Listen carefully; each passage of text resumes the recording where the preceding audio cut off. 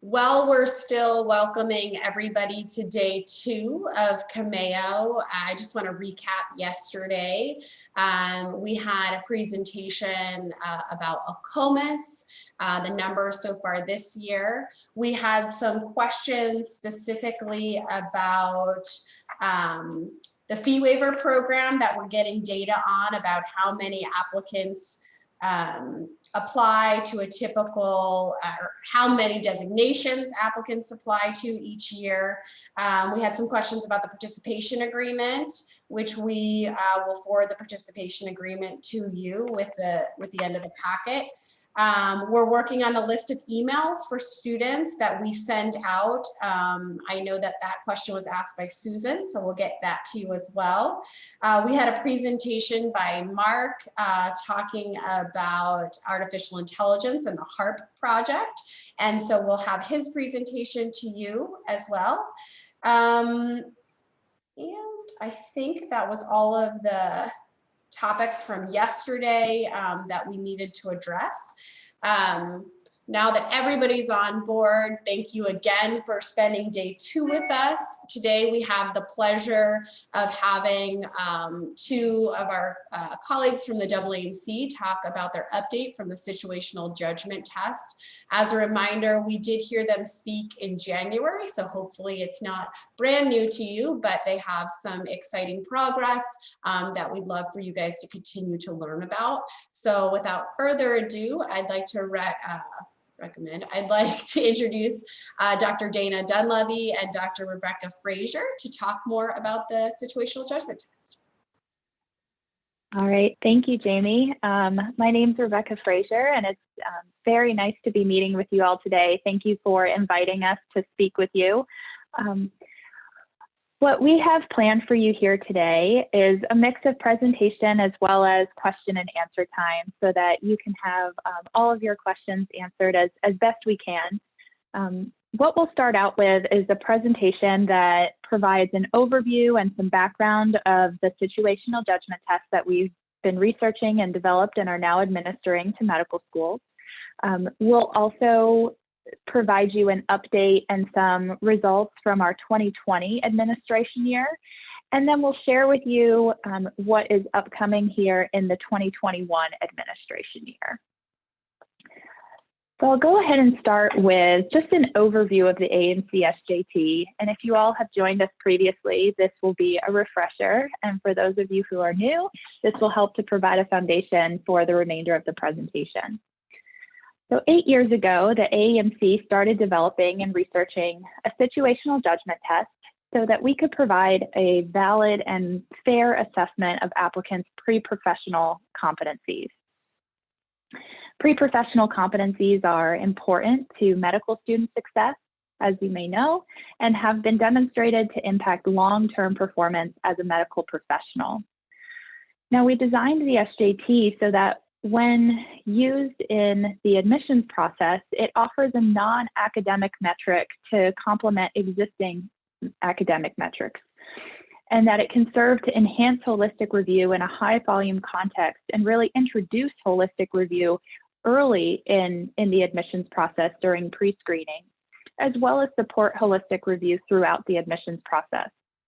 We also designed it to support consistent comparison of applicants' pre-professional competencies and really ultimately to broaden the experiential, the skills, and the demographic diversity of the applicants who are considered for interviews.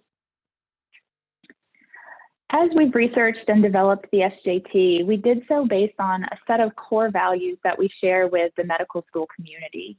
So we've designed the SJT specifically for U.S. medical schools and have worked collaboratively with them to develop the content and to develop the scoring key.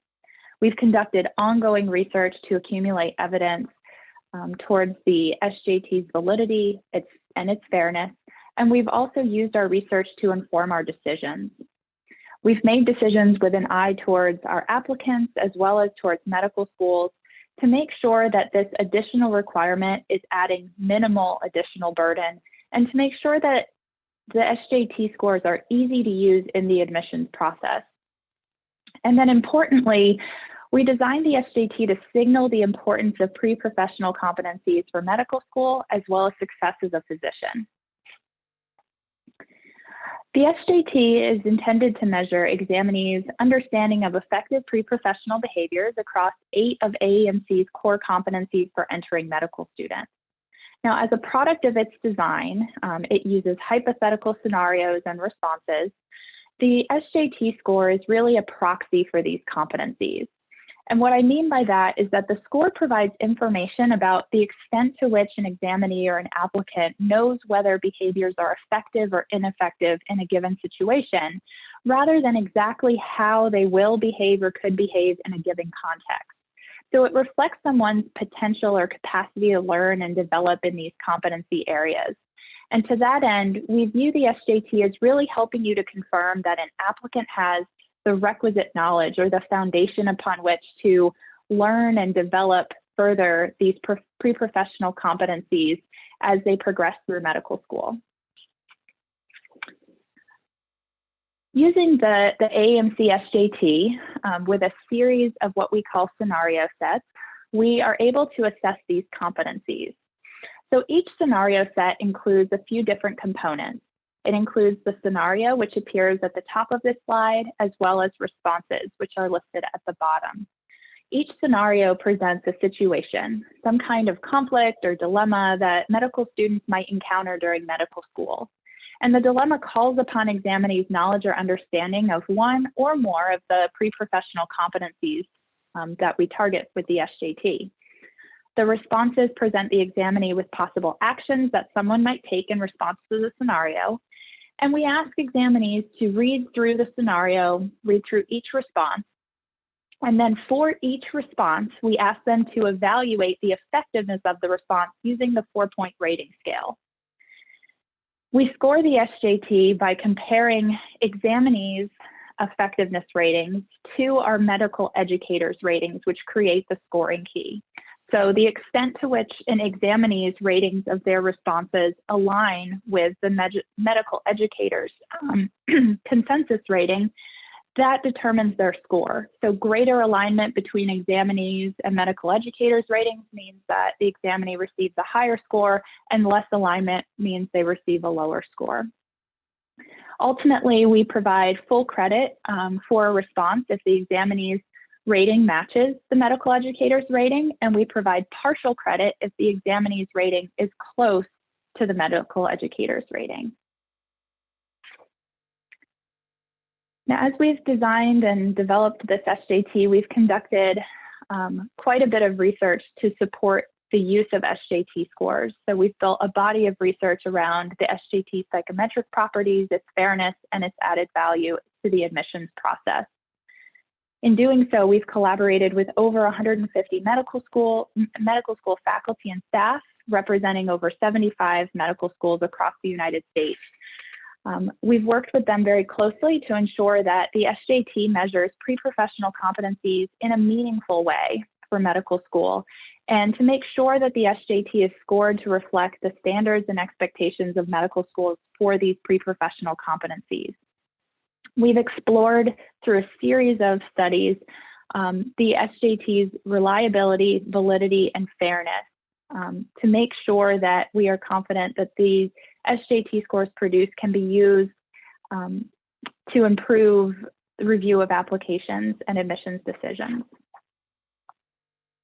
As part of that line of research, we conducted a longitudinal validity study where we asked entering first and second year medical students across 8 medical schools to complete the SJT, and then we followed them through their performance in medical school.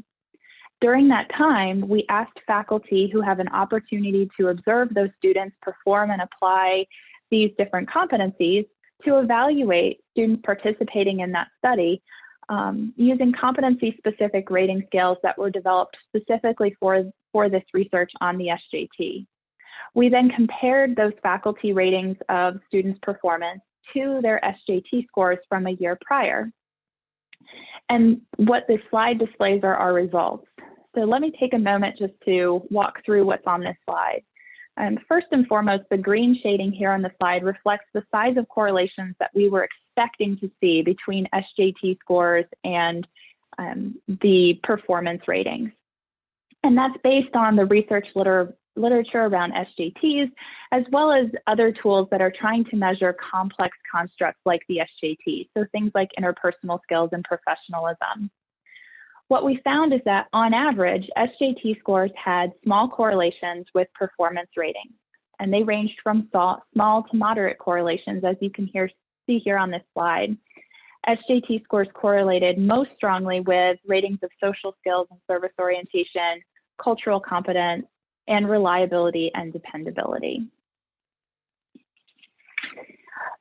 In every study that we've conducted, we've also examined differences in SJT performance across groups. And we look at a variety of groups, including different demographic groups, as well as different groups that are indicators of socioeconomic status. On average, we found small to no differences across these groups, depending on the group. And these findings really do align with the SJT literature, and they are also smaller than what is found in academic achievement tests. Now, that being said, we're continuously trying to better understand the underlying cause of these group differences and really working to lessen them as much as possible. We've taken steps in our development and our administration of the SJT to minimize possible group differences. So we work with a diverse group of medical educators to review all of our content and to establish the scoring key. Through those reviews, we include a bias and sensitivity review to make sure that we're not including any particular topics or language or phrasing that might distract or disadvantage particular groups. We've provided free preparation materials, and we've designed the SJT so that it's readily understood to all groups and is administered unspeeded. We want to make sure that everyone has the necessary time to read through the scenarios and evaluate those responses. And then we've also identified additional activities that we can do this year and ongoing to further explore group differences, to, again, better understand the underlying causes and also identify ways that we could further reduce those group differences. So some of those things include working with experts in bias or anti-racism, as well as other related fields that can help us improve our item writing, our item review process, and how we develop our scoring key. We're also planning to interview examinees or pre-health advisors to understand their experience with the test content and better understand how they're interpreting scenarios, how they're interpreting responses, and the process that they're using to evaluate those responses. And then continuing to expand our free test preparation products and do targeted outreach to make sure that all groups have access to those, are aware and have access to those preparation products and know how to use them to best prepare for the SJT. So overall, our research program around the SJT has built a body of evidence to support the validity and the fairness, as well as the predictive ability of the SJT. And having now validated the test, in 2020, we made the SJT available to 2 medical schools. And this year, we're making it available to 5 medical schools for use in their admissions process.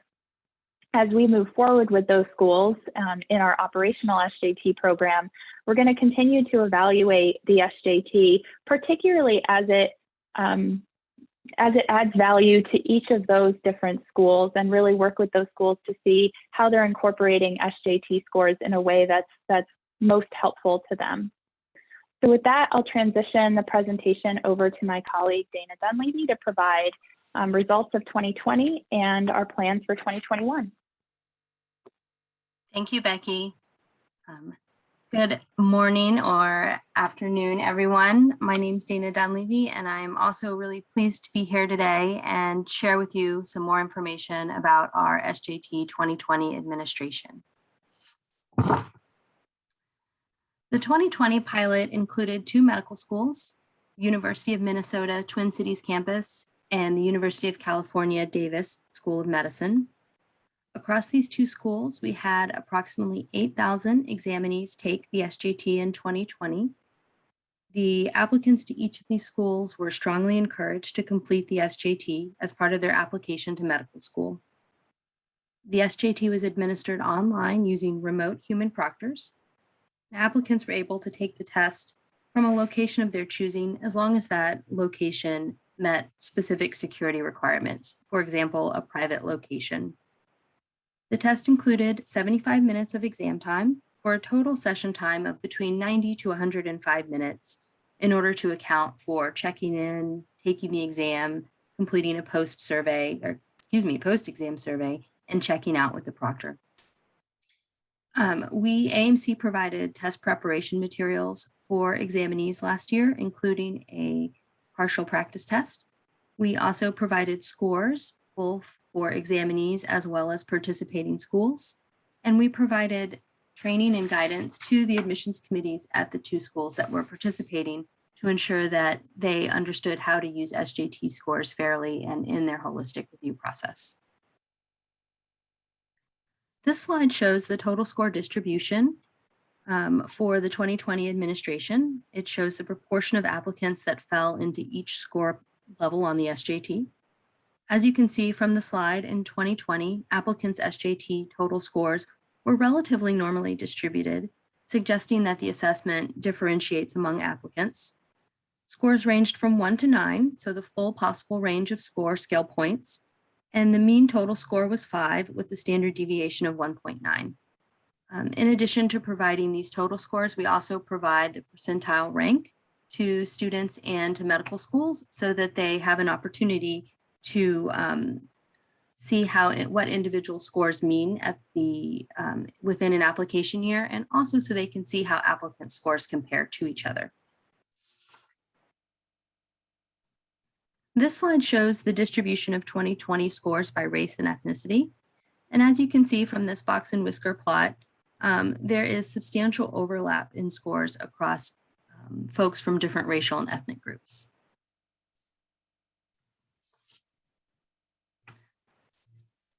Following the SJT exam, examinees were invited to complete a short survey about their experiences preparing and taking the SJT.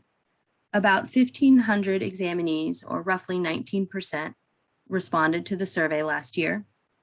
Over 50% of the respondents agreed or strongly agreed that the SJT was easy to set up, that they understood proctor's instructions, and that the proctor responded quickly when asked for assistance. However, we did identify some areas for improvement based on examinee responses to the survey. About 30% of the examinees reported having some difficulty finding a location to complete the test. And also about 30% indicated that they experienced some challenges in setting up. As you'll see in a few moments, we've identified some lessons learned to address those pain points experienced by examinees. Over 70% of our participants reviewed AMC preparation materials in preparation for the exam. In particular, they reviewed our policy document, which is called the SJT Essentials. They also took the SJT practice exam, and they read information on the AAMC website in advance of taking the test. On average, the majority of respondents spent between 1 and 3 hours preparing for the SJT last year. We learned a lot from the 2020 administration that will carry forward in 2021. To improve the examinee experience going forward, we'll offer more and earlier test dates to improve their experience and possibly increase participation in the exam. We'll also expand our preparation materials to include a free full-length practice test. And we'll provide more information to applicants about what to expect on test day, particularly what to expect as they interact with the remote human proctor. In addition to that, we'll be providing a video that shows a screen capture so that examinees know exactly what to expect as they're interacting with the proctor, and they can see an example of it before they sit to take the test. And finally, we'll be conducting more and earlier outreach with pre-health advisors and potential examinees to ensure they're aware of the test as well as all the preparation materials. For the medical schools, we'll be releasing the scores earlier in the admissions process this year. so that scores can be used during the pre-screening stage for the interview, should the schools choose to use them in that manner.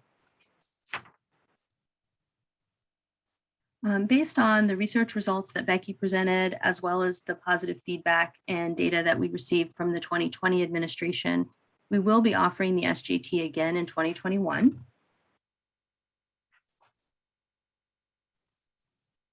The 2021 administration will expand to include 5 schools and about 24,000 examinees across these schools. The SJT will continue to be delivered online with remote proctors, and it will be the same length of time. On the next slide, you can see the list of schools that will be participating in 2021. Applicants to one or more of these participating schools will be eligible.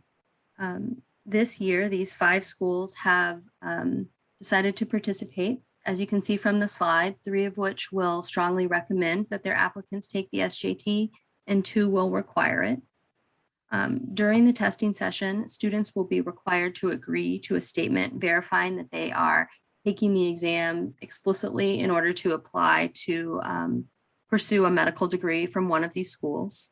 If the student is unsure about whether they will apply to one of these schools, we will be encouraging them to go ahead and schedule and sit for the SJT so that they have scores available should they ultimately decide to apply to one of these participating schools. On exam day, the 5 schools will receive a score report for the students who eventually report scores to these individual schools.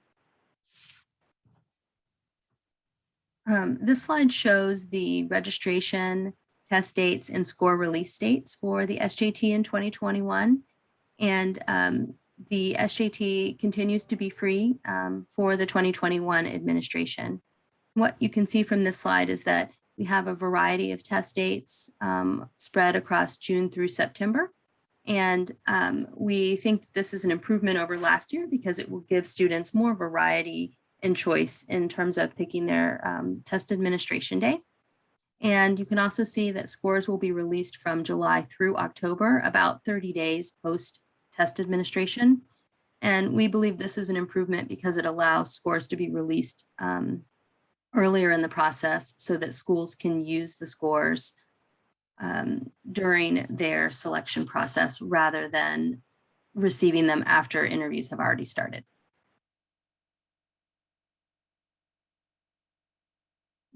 This slide highlights some of our exam preparation materials, which we have expanded from prior years. Both of these resources are free. The first is an exam preparation guide, which provides general guidance about how to prepare for the SJT. It gives you an overview of the test format, previews the instructions for the examinees, and it provides you guidance on how to think about and respond to test questions.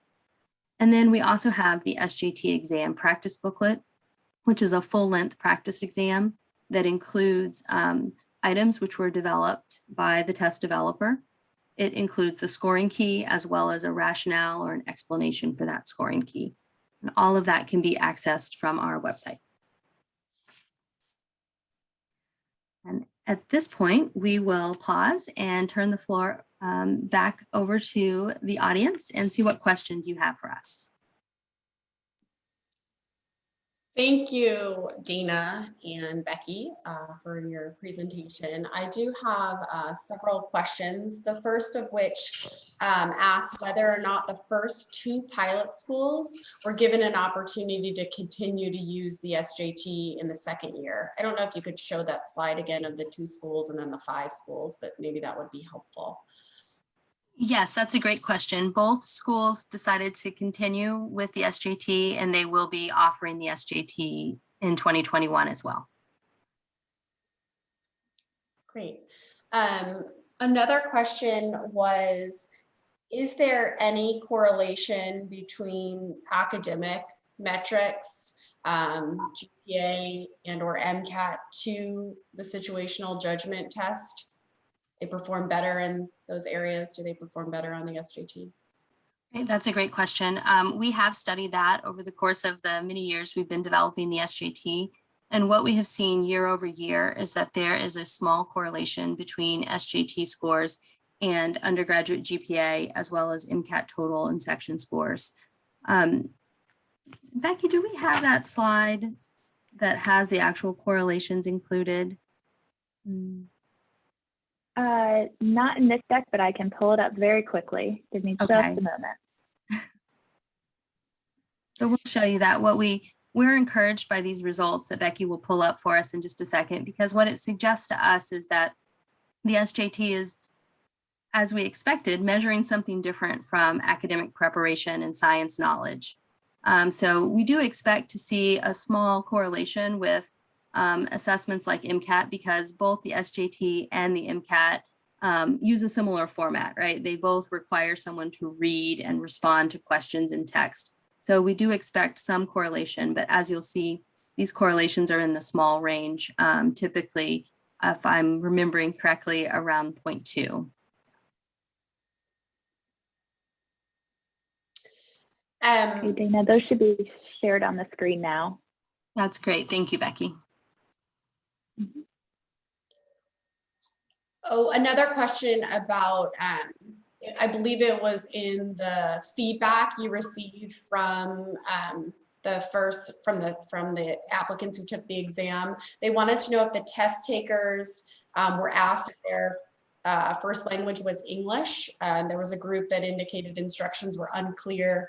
Was it, did ethnicity, race, or first language, was that addressed? Yeah, that is a great question. We did look at the survey responses by racial ethnic group, and we did not see differences in students' responses to questions on the survey based on race, ethnicity, or gender.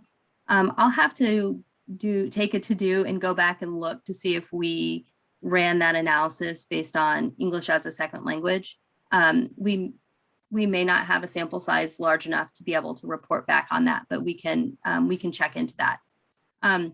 What I can tell you, though, is that we did look to see if there were differences in SJT performance based on English as a second language, and we did not see differences that rose to the level of a small effect or statistically significant differences for people who self-reported that English was their second language.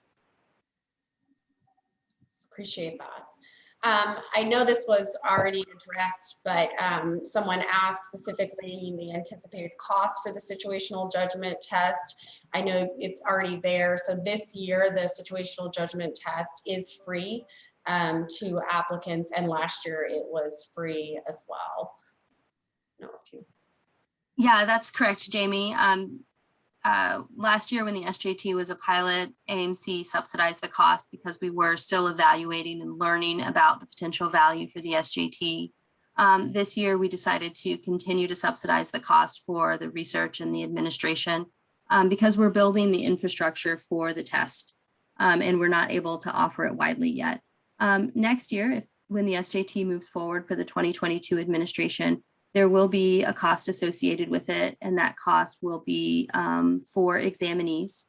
AMC hasn't yet made an announcement about what that cost will be. We expect to do that later this spring or early summer. What I can tell you about that cost, though, is that we have considered the overall cost of the application, and AMC is really trying to keep the cost down as low as we possibly can. And keeping in mind the cost of other similar assessments in the space. In addition to that, we will be offering the fee assistance program for the SJT. So if a student qualifies for fee assistance through AMC for the MCAT exam or for AMCAS, that will automatically be applied to the SJT going forward.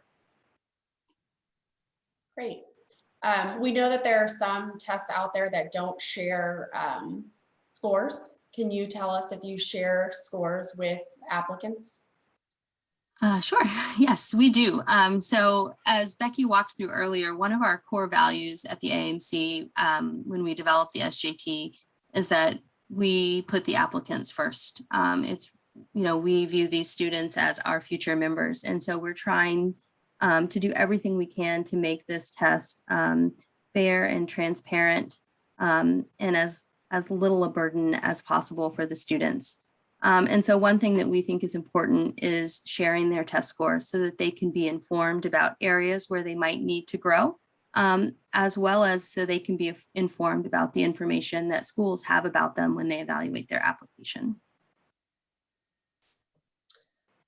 Another just comment was that at one of our institutions, a lot of their clinical faculty have been asking for software like professionalism and things that gauge what this test is meant to do. So that was just a comment. But can you talk about any of, or if you had this, any adoption or excitement of the MD schools with this tool? Sure, I will punt that one over to Becky because she has been leading our efforts in talking with schools about the SJT. Sure. Yep, I'm happy to take that question. So we have seen what I would characterize as kind of growing excitement and interest in the SJT, and I think that that is a function of a couple of things. So we've been working with medical schools for 8, 9 years now. The SJT predates me at AAMC. So I think we started back in 2013.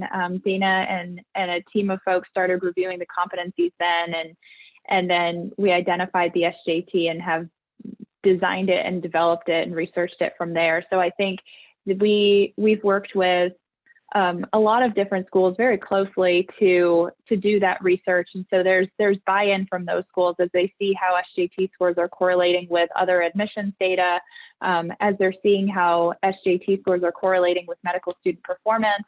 And then we've also seen, as we work with medical school representatives through our test development process, they have an opportunity to really see the SJT up close and provide a voice into how the scenarios look and what the responses are and how we scored those. So, we've seen several folks participate in the workshop, and then as a result of their participation in that workshop, decide that they'd like to pursue the SJT at their school, that it's measuring these competencies in a way that would add value and provide useful information to the admissions process. So we've grown from 2 schools to 5 schools this year. We did have additional schools that were interested this year, but we have a very intentional phased rollout that we're doing so that we can build the infrastructure to support this test and provide a quality experience to everybody involved, the applicants, the advisors, and the schools who are participating. So we had to limit the number of people involved this year, but we have schools that are interested in participating next year, and then also schools that might be interested beyond next year. So we're really happy that folks are, that the need that we identified with medical schools years ago is still a need that, well, it's unfortunate that it's still a need, but it's great that we have this tool that we've developed that can meet that need and that they feel can meet that need. The questions are now flooding in. So this is a 2-part question. 2 different people asked this question, but I think they're pretty related about the test scoring itself. Do these students know how to understand these scores and how to interpret these scores? And then the next question I think is very related is, this need to grow. How do you provide these resources to these students if, possibly their scores were low in certain areas? How can they improve upon them? Well, I can start responding and then I'll let Becky add to my comments. So this is a new test. And I think that we have to acknowledge that it's going to take some time for students and for schools to really understand what SJT scores mean. We are trying to provide resources to help students better understand what the score means. So we're doing a couple things. So first, we provide those percentile ranks. So although they may not know what a 9 or what an 8 means in terms of subsequent performance, they are given information about how that score compares to other people in the applicant pool or who tested during that exam year. In addition to that, the other work that we have been doing to try to help students understand what scores mean really focus on the practice test. So I'll let Becky respond about the practice test and what we're doing there in just a second. In terms of areas to grow, primarily at this point, what we're doing is providing practice test materials, which Becky will talk through. But as we move forward and we expand the SJT program, we do have some ideas about how to potentially help advisors and students identify areas of needed improvement or growth. So some of the ideas that we have at this point, which are truly ideas that we need to research and find out if we can support. One of which is potentially providing sub-scores or profiles as part of the practice test so that people can better identify which specific competencies they might have strengths in and which they may need to focus more on.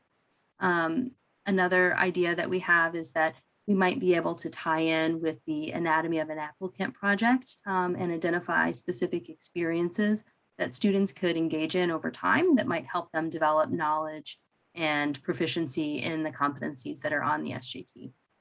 Those are two ideas that are in the works. We don't have a specific timeline and we can't specifically commit to being able to produce them, but those are some ideas that we have as to how to potentially help in this area going forward. And then Becky, do you want to add regarding the practice test? Sure. So with the preparation materials, we include both an examinee preparation guide that offers a couple of steps that students can take to prepare for the SJT, including, reviewing the competencies and the definitions and thinking about those, taking the practice exam to familiarize themselves with the format of the test, the types of scenarios that they may see that capture these different competencies and the process for evaluating responses. As part of the practice exam booklet that we make available, in addition to the practice exam and the scoring key for it, we also provide what we call scoring key rationales. And so these are exactly how they're described. They are rationales for the effectiveness rating that was agreed upon by medical educators for a particular response. So they are brief. They're usually 1 to 3 sentences that just describe why the response was deemed the level of effectiveness that it was. So for example, why was this response effective? And why was it effective versus very effective? And the purpose of providing those rationales is to make sure that students not only see kind of the effectiveness rating that our medical educators came to, but understand kind of how they were thinking about the scenario and thinking about those responses relative to that scenario and what the potential consequences of a response might be. So how they came to that rating, in hopes that will, one, better familiarize the students with how to go about kind of reading those scenarios and thinking about them and evaluating. But it also offers,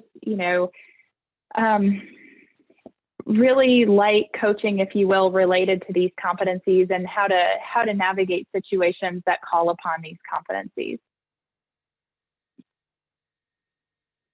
Thank you for that detailed explanation. Related to that, I have other questions, but related to that, someone just asked, are there multiple raters per question per candidate? Yes. Yep. And for both our practice exam as well as through our regular item development process, we convene numerous medical educators for all of our content. And so we want to, while we can't have a fully representative group of medical educators, just given the sheer number of medical schools that are out there, we do try to create a group of individuals each time we convene a group to review test content that can bring a diversity of perspective with regards to the characteristics of that particular individual, as well as the institution and the applicants that they represent.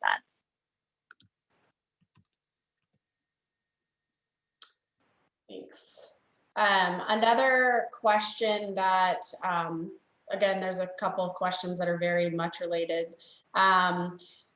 Someone wants to know if these schools that are requiring the situational judgment test, whether they're requiring them to do this before interview, after secondary, and at what point. They're a little bit nervous that people might not be academically qualified at all, or then maybe next year having to pay for an exam that they would have never really been eligible at that school. Yeah, this is something that we have heard the MD schools talk about as well. So the decision about when to use the SJT in their process is a school-specific one. Amongst the pilot schools, I think that there's a mix around how they are planning on using the SJT scores. There's one school in particular that I believe is planning on using the SJT to make admissions decisions, so after the interview, as opposed to using it to pre-screen. However, that school is asking all of their applicants to go ahead and take the SJT because they want to make sure that they have the same information for all applicants so that the process is completely standardized. I think that there could be schools in the future that opt for a different approach, especially if there's a school that uses kind of a multiple stage process where they eliminate applicants at each stage. Our expectation over time is that we will start to offer more test dates, and those test dates will be expanded across the calendar year. And so if that does happen, then schools who want to use the SJT later would have options to do that because there would be test dates later in the year. For 2021 and likely for 2022, we're still going to have a shorter testing window, but long-term that may be possible. Appreciate that. Another question is, do you know why schools would use the SJT instead of Casper? Yeah, this is one that's probably better answered by the schools. What I'll say is that as we've talked to the schools who chose to work with us on the pilot, I think the things they liked about our SJT were primarily all of the research and development and the transparency around the research and development that AMC has engaged in over the last almost decade.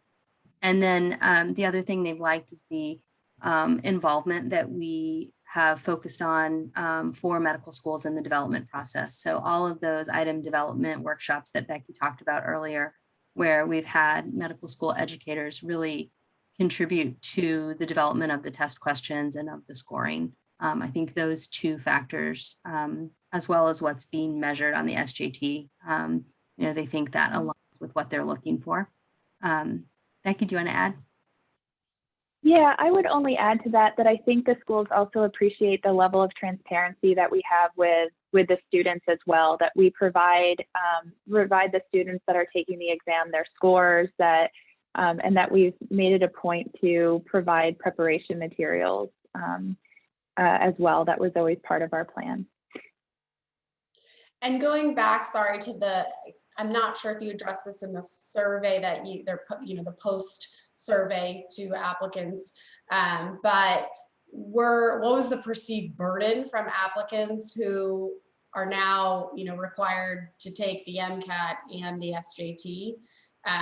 Did you guys ask that question, and was there a response from them about?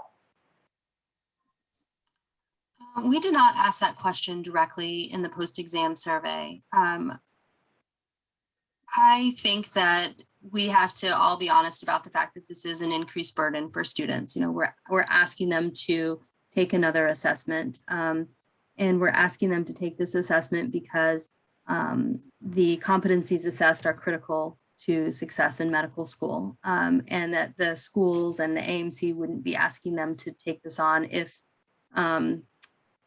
if you all didn't need that information in order to make better decisions at the admissions point. And so I think our challenge is that we need to do a better job of communicating with students as to why there's the need for this assessment, and communicate with students about how the SJT really is an opportunity for them to highlight some areas where they have key strengths that may be overlooked in the average application review process right now. which is more heavily focused on academic review than on review of these personal or behavioral competencies. Mhm.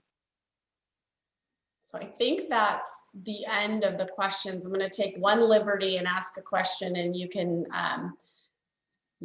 say you can't answer that. But we know that this is also common in third and fourth year, and as they prepare for residency. Is that on the product roadmap at all about situational judgment tests for residency for MD and or DO students? It's on the roadmap only in a conceptual way.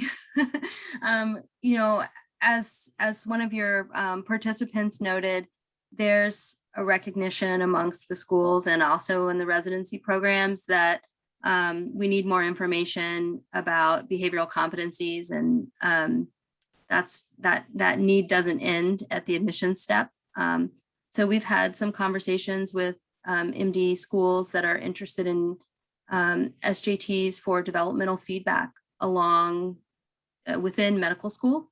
We've also had some conversations at the program director level where folks are interested in developing an SJT for residency selection.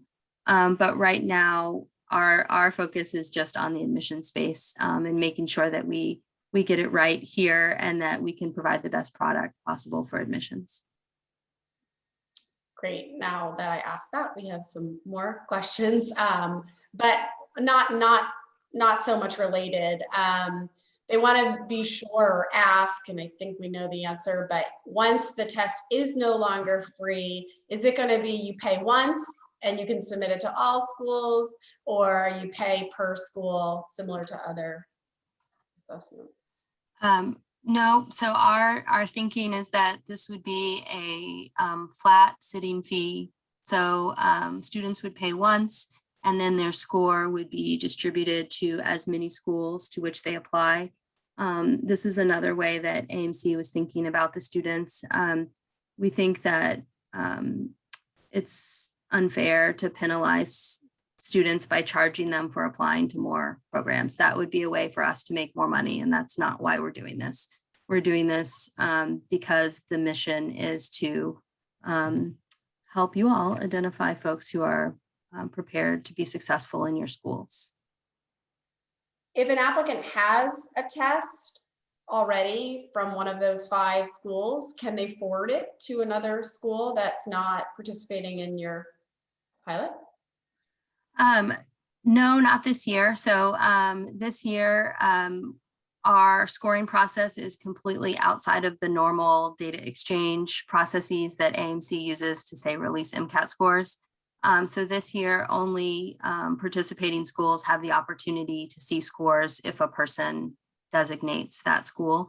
In the future, when SJTs are part of the AMCAS application, or if they're sent to a COMAS through the existing processes, then, you know, again, the scores would be sent automatically to all the schools to which the student applied.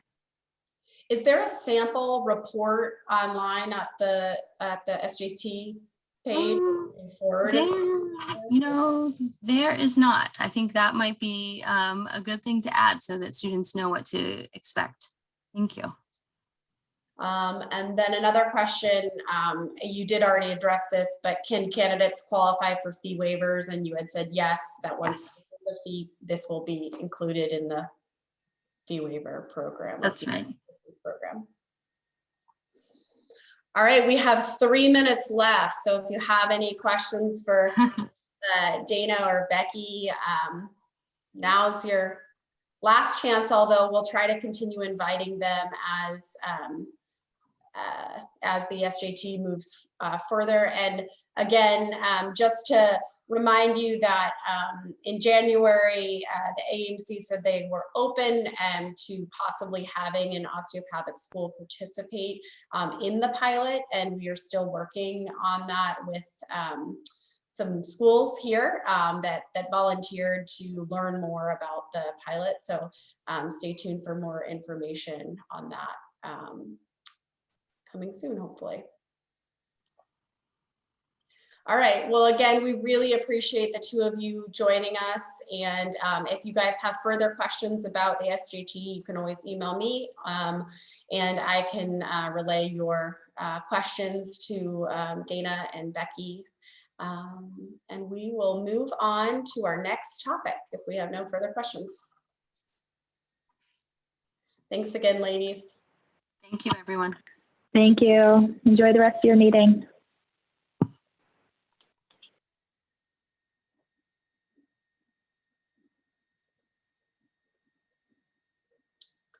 Awesome. So I think, Molly, I think our next topic is the Council for Diversity and Equity. I think that the chairs were supposed to be coming in and giving an update.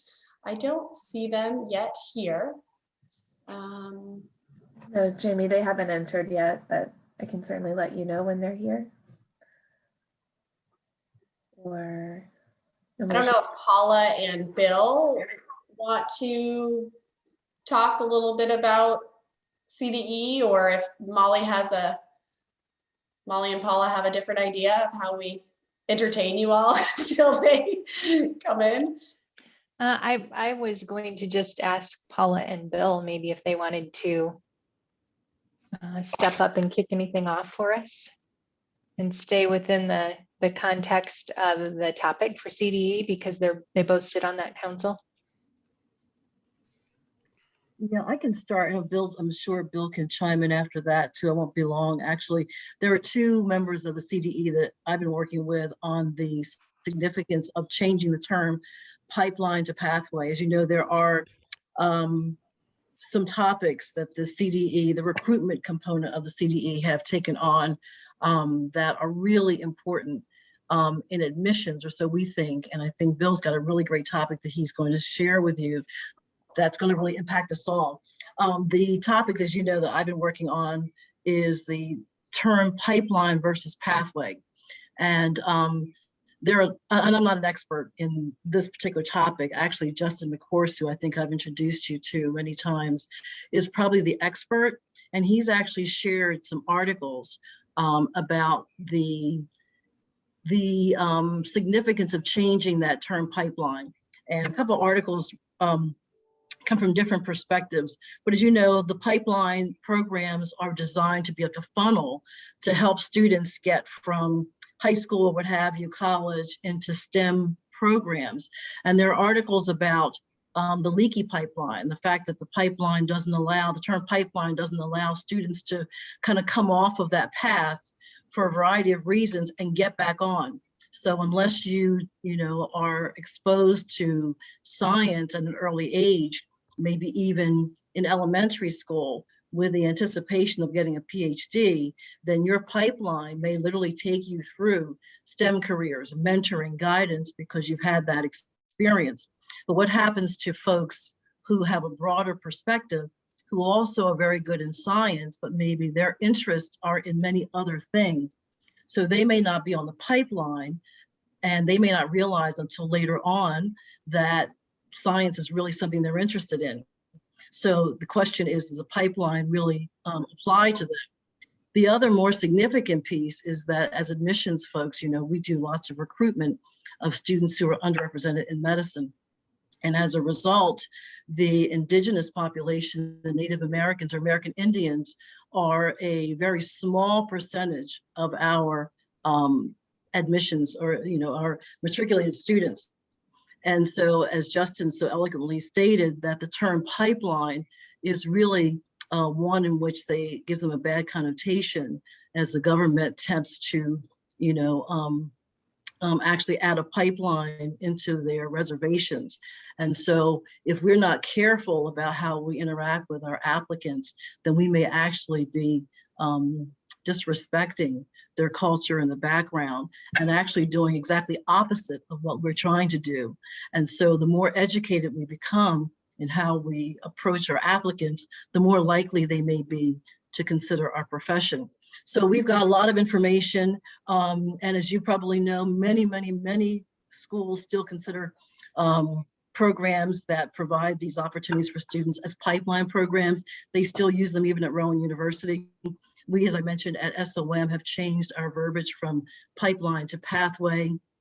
The other definition of the other significant issue is the fact that, you know, a pathway may be one in which the student is on that might not be STEM related, but it may give them the opportunity to experience a variety of different topics that still allows them to get to the goal, which would be science. And so, you know, we've actually changed the definition of our pipelines to pathway. So what we're thinking about is, you know, at this point, who should know that? Can maybe ACOM take the lead and indicate in some of their verbiage or whatever, begin to change the term pipeline to pathway? Is it also something that needs to be taken to the AOA or the COCA so that we can be responsive and not reactive when these types of things are important? So just that's primarily what my subcommittee has been working on, and we think that that's important, and would ask you to consider, you know, going back to your leadership. That's what I did. As soon as Justin had shared that, I went back to leadership and said that we are absolutely not able to recruit, you know, underrepresented students if we're not educated on what it is that, you know, would promote them as opposed to, you know, disrespect them. So we've changed that. So that's what my committee's been working on. Dr. Rich Salas, as well as Justin McCourse, both diversity directors at their institutions, could not be here today because they're doing peer review programs and processes. But that's primarily what we talked about. So I'll turn it over to Bill. Sure. Well, you know, first I'd like to say, you know, Paul has done a really, really beautiful job of also being a liaison between the admissions group and the CDE group as it relates to recruitment. So hopefully Dr. Hill and Dr. Pickering Davis will be on and be able to kind of give an overview of the whole CDE. But Paula and I had the pleasure of being on the recruitment committee that then had some subcommittees. And the one subcommittee that I've been working with is related to the two questions that are new on the ACOMAS application. It actually came up in the COMAO meeting, and there was a rich discussion a little while ago. One of them is related to what is your current gender identity? And the other is select the set of pronouns you want people to use to refer to you. So the committee was charged with, from the CDE, to meet and come up with some suggestions. And I'm real excited that Erin Hilbling is going to join us for our next meeting. We had one prior meeting, but it was sort of two because different people couldn't meet. So we had one two-part meeting, and we came up with a checklist, which was one of the first things. And so with Erin's input, I think we can help to refine it. The goal was to look at those two questions and help not to be prescriptive to the comms, but to come up with topics for consideration that the comms might want to consider. Now that we're asking those questions, we've set the bar that those applicants who are choosing to put down that their gender identity may not match the gender on top of their application, or maybe choosing to, you know, and stating that they'd like people to refer to them using different pronouns, we've set the bar that we should probably do that. You know, if we're going to ask that question, the premise is, well, you know, we should use that down the road. So the committee came up with some really interesting topics. The committee, the subcommittee includes Brenda from Oklahoma State University, who's a diversity officer, our own Pat Kelly, who is from Unicom, Aisha from PCOM, she works in diversity and also has a legal background, and then Nadej, who is from Toro, New York. So we've had a really rich discussion over the last two meetings, and came up with several topics that we'd like to bounce around a little bit, pass back to CDE and to ACOM for ideas that are things that the schools may want to consider. So a couple of them are along the idea of the registrar's office and licensure and IPEDS and other reports like that. particularly as it relates to gender identity. As we know, gender identity can also be a fluid process. And if we're asking it on the ACOMAS application, should it be asked throughout the process because people may change their gender identity? Another topic was related to what many of us are familiar with signature lines. Are there any suggestions that we may want to come up with? And we don't have an answer to this yet, but related to would it be advantageous, or what are some of the advantages if everyone puts their pronouns down? Would that make all people feel comfortable, so that not only certain people put them down, or people who want that to stand out? Would that help in alleviating that? Do we need to make changes in our computer systems and our letters and things like that? We talked about just at our own institutions, and like at VCOM, we changed our acceptance letters. Instead of saying dear Mr. or Ms., we say dear, Andrea O'Brien, or, a person's first and second name. So we're not having to cross-reference with what they asked and so forth. How do we get that information to advisors? Faculty advisors, for instance. So, if someone's going to meet with that faculty advisor and they just answered their question on the ACOMAS application, they'd like to be referred to in a certain way. Should we be doing that as well? So the committee was really rich. And there is also another topic that Paula and our committee came up with, which it sounds like we'll just have a couple suggestions on, and that's possibly using the term you are I am in certain situations rather than you are am. But there are some legal implications to that, as well as things with iPads and so forth. So that's just on the forefront. I don't know, Paula, if there's anything more you want to talk about that. I think we need to have more discussion before we can really throw anything out on that. Yeah, no, I agree, Bill. I think we do need more discussion before we can, start working on that. But it's something to think about, obviously. I think we should make that an important topic as well. Well, and if anyone here has any input or comments or experiences that you have with certainly pathway versus pipeline, please share it with Paula. With anything related to gender identity, pronouns, maybe things that you've implemented at your school or URIM, please share that with me so we can incorporate as many ideas before we come up with sort of a working document that everybody can look at, attack, analyze, that kind of thing. So when I see our leaders are here, so I'll end there.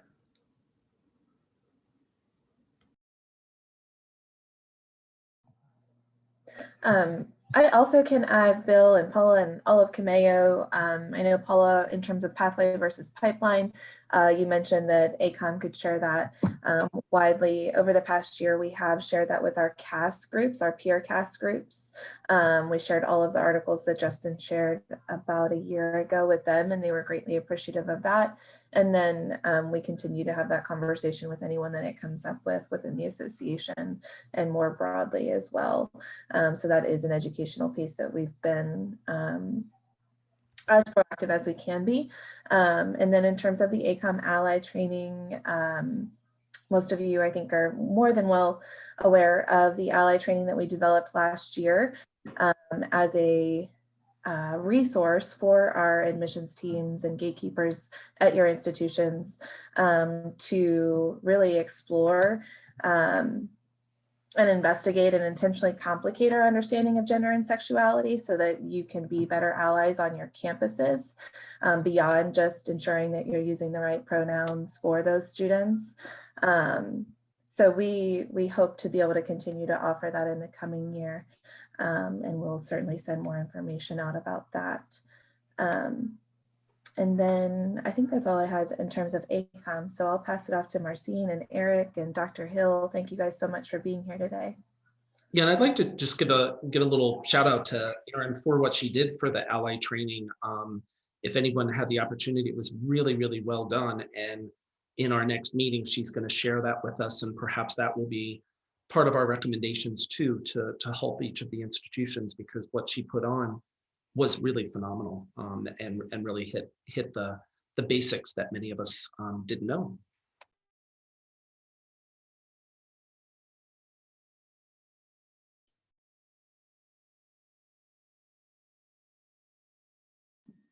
All right, well, this is Linda Solis. Good morning.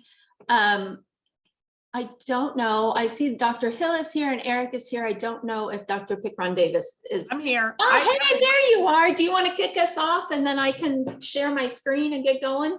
Well, I was waiting because the last time we did this, I don't remember who it was, but the chair of COMAO introduced us.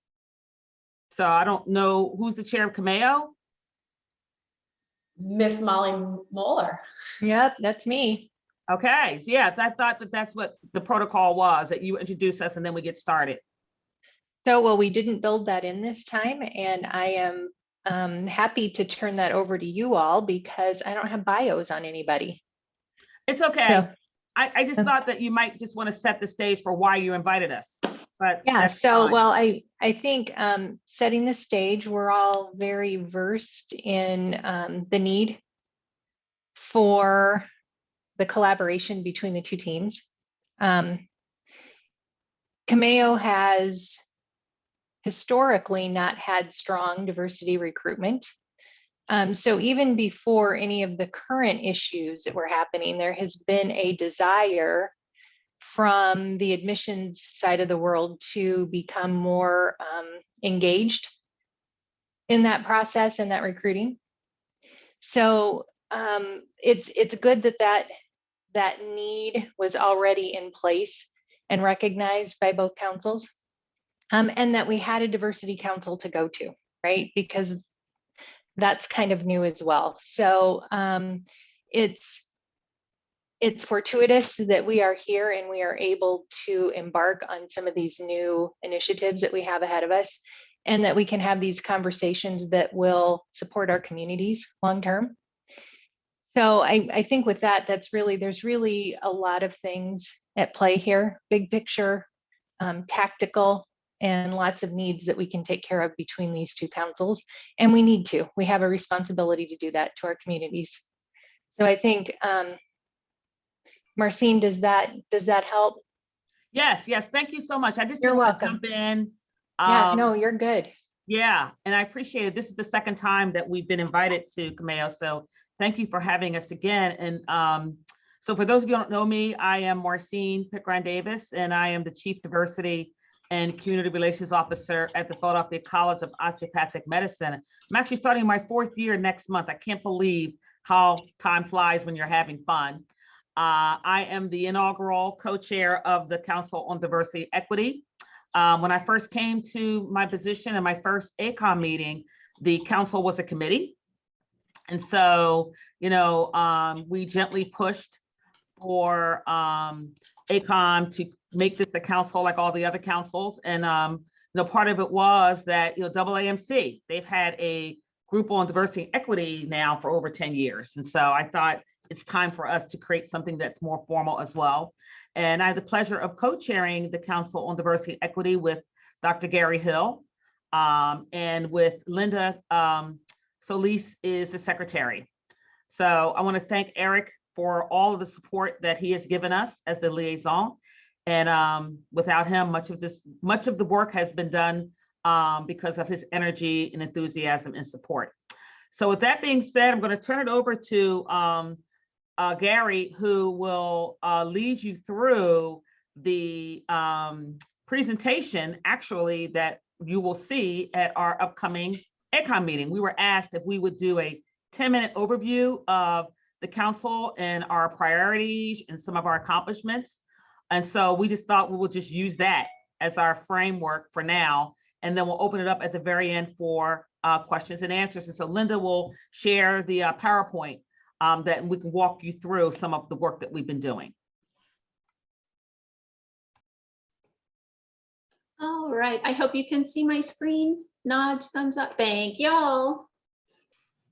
Well, again, thank you for having us. And I'm Gary Hill. I'm the Associate Dean of Multicultural Affairs and Inclusion at the Evervide College of Osteopathic Medicine at the Auburn campus. And I, with my co-chair, Dr. Pickron Davis and Dr. Solis, are pleased to present to you this morning just some of the things that we're doing in your Council for Diversity and Equity.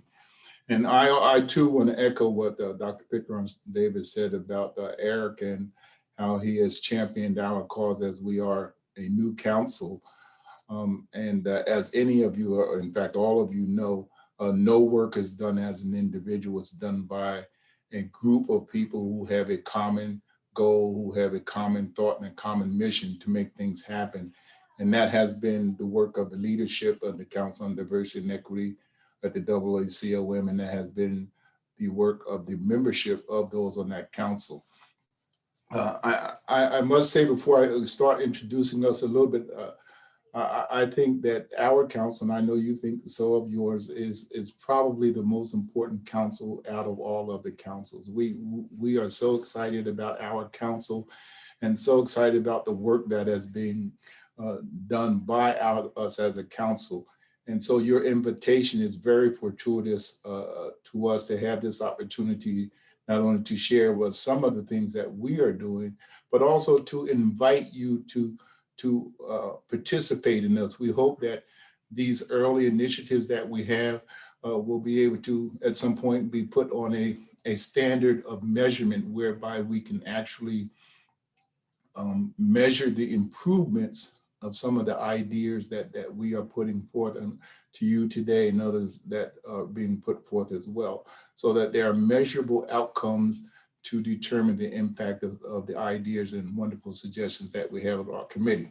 So that being the case, that a little bit, Dr. Pickron Davis mentioned a little bit, the AACM Council on Diversity and Equity. We were officially created in 2018. And as Dr. Pickron Davis mentioned, we had been a committee for so long. I remember all the way back to probably 2002 when I was on the committee with Dr. Cavalieri and others doing speaking for diversity, equity, and inclusion things. It wasn't called that at that time, it was just diversity at that time. But the membership of the CDE, the Council on Diversity and Equity, are represented from colleges of osteopathic medicine from across the country. These individuals are diversity, equity, and inclusion practitioners who do this work out of a sense of passion and desire to make medical education more equitable and inclusive. The CDE has several working groups in place. Each working group is tasked with creating or updating practices related to diversity, equity, and inclusion on all of our campuses across the nation. So it's my pleasure this morning or this afternoon, depending where you are, to share with you some of the accomplishments coming out of the working groups, as well as focus on the current working groups that we have. So the first slide, we'll talk a little bit about the mission. And since she was really the keystone in formulating this mission, our mission statement, I'm going to ask Dr. Pickron Davis if she would just comment on what went into that mission and the mission statement. Then I'll come back and talk a little bit about the working groups. Marcine? Yes, so in addition to creating bylaws, which we all had to do, at the creation of the council, we also had to create a mission statement. And so this was done at one of our annual meetings, pre-COVID, of course. And I led the members in an activity, in an actual interactive activity on how to create a mission statement. And so a group of us following that meeting got together, and this is the mission statement that we came up with, which is also prominent on ACOM's website. Okay.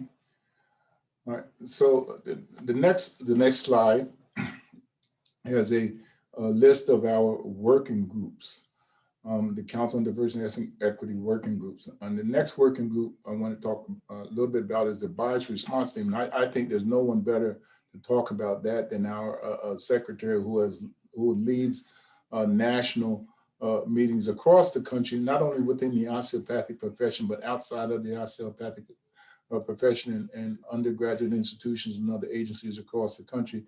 Dr. Linda Solis was championing, in fact, she's been championing this cause even before we became a council. It's just, it is, and these are my words, part of her life's work, I think, to make sure that we have a diverse and equity society that we live in. So Dr. Solis, I'm gonna let you talk a little bit about the Council on Diversity, the bias response team in the working group.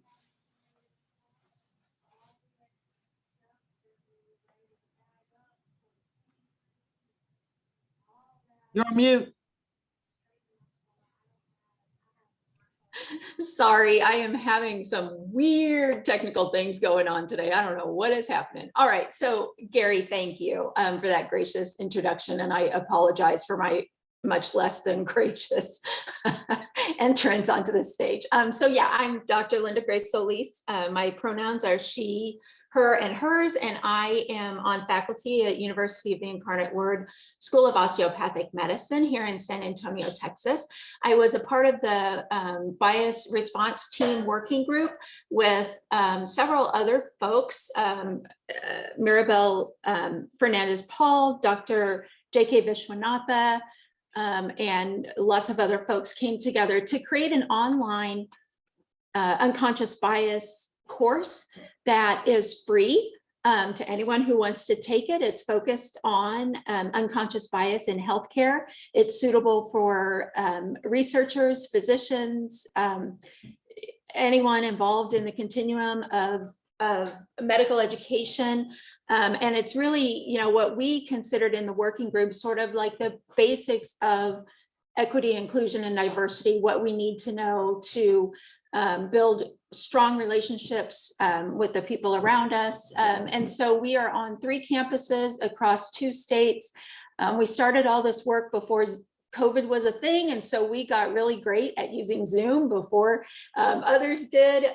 So it was just a really fantastic experience. And so the online module is, online course is available through the National Research Mentoring Network.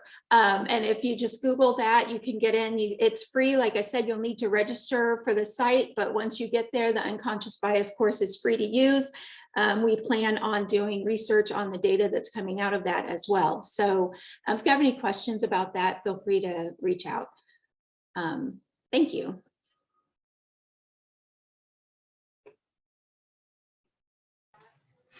Thank you, Linda. Another working group created through the CD is the Diversity, Equity, and Inclusion Action Working Group. And when you see the word action attached to any group, you just about know if you join that group, roll up your sleeves, bring your towel, and let's go to the gym. And that's what this group has really been doing. This working group has several initiatives underway, including a review of the current COCA diversity standards. Can you imagine that? The energy and effort that's going into that. It also has a proposal for underrepresented minority scholarship and funding, and the creation of a DEI competency and entrustable professional activity. So we are developing not only guidelines and protocols, but we are taking that very all-important look in to develop ourselves in terms of our competencies as diversity officers across the campus. The DEI action also has created a campus self-survey, the DEI scorecard. This scorecard is intended for the use by each COM campus stakeholder on that campus. The information that is gathered by that DEI scorecard is gathered from implementing campus self-assessments and will be used to develop baseline data for future benchmark surveys to measure performance and to develop a core data set for DEI efforts across the comms. It's important to note when you're doing surveys like this, that the individual school data will not be published publicly, okay? The individual school, they will have access to their data relative to other schools without naming or identifiers on it. So any concern that might be listed about what's going to happen, data, who's going to be shared, what the identifiers are, has already been addressed. So I would invite all of you following this meeting to follow up with us about this campus self-assessment, diversity, equity, and inclusion scorecard. It's very exciting.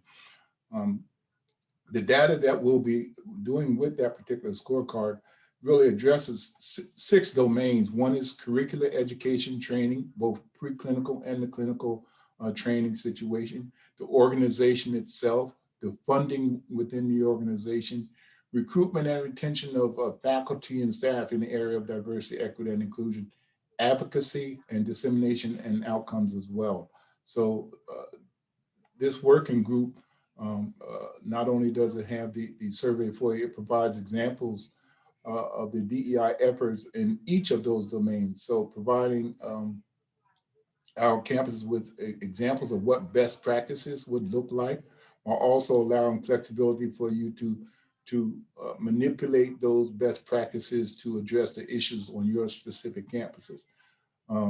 These domains are examples that refer to topics related to policies, their regulation, curricular academic credit, and non-curricular training of students, faculty, and staff on topics including but not limited to anti-racism, neurodiversity, gender equity, people with disabilities, social and economic disparities, and other demographic and social minority populations.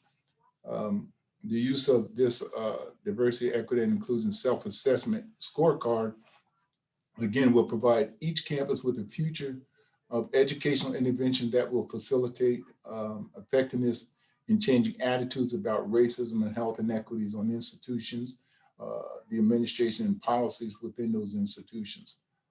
This self-assessment tool will encourage institutions to recognize the need for an increased diversity in the human arena of students, faculty, and staff, and to integrate diversity and equity practices and ideas in the medical curriculum. We're very, very excited about this particular effort done by the DEI. And just to let you know where that is, the DEI presented the proposal for voluntary implementation of this scorecard to the campus, to the AACM Council of Deans, and we're waiting outcome, but we're very, very excited about that and look forward to hearing from them. Another working group that's in place is focused on the creation of Institute for Diversity, Equity, and Inclusion. Is the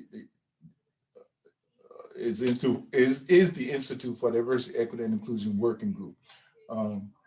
Gary, do you want Linda to talk about that? Self-taught, personal experiences, much study, and self-reflection. And many times it's a conglomeration of all of those things that bring us to the table, along with our passion and desire for equity and inclusion for all. In order to create a shared understanding of the current issues surrounding diversity, equity, and inclusion, as well as establishing a common lexicon across the College of Osteopathic Medicine, we are proposing implementing an institute on diversity and equity and inclusion for DEI leaders at all of the comms across the country. And this institute is meant to be both theoretical and practical, thus allowing practitioners in the cohort to identify and address diversity, equity, and inclusion related issues on our campuses and provide us with the tools we need to successfully navigate whatever those issues may be on our campuses. It's this cohort that will engage virtually both synchronous and asynchronous opportunities while building a network of mentors and practitioners across our campuses. The goal is to begin the Institute as a pilot program, hopefully sometime this calendar year. Gary, can I Yep. for a minute? So Linda, I don't know if you want to add anything since this is the work group that you're leading. Oh, I'm sorry. No, no problem. And where they can find information. Okay, sorry, like I said. So yeah, thank you.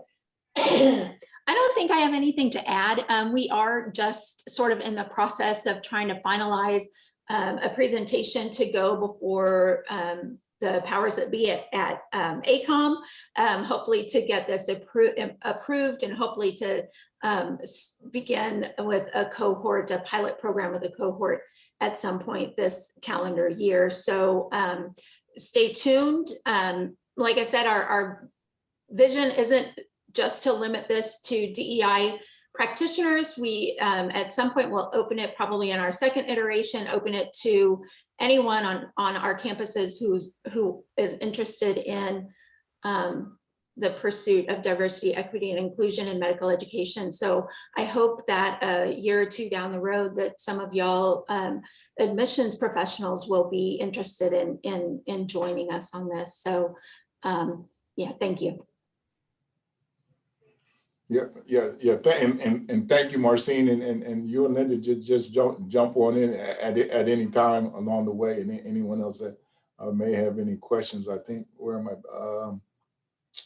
Best practices, crisis management, incident response working team. The twin pandemics in 2020 of COVID-19 and blatant and racism out loud brought together best practices, crisis management, incident response working group. This pandemic, if there's one thing this pandemic taught us, is that all crises can occur in many shapes, forms, and sizes, and they can happen anywhere at any time and without warning.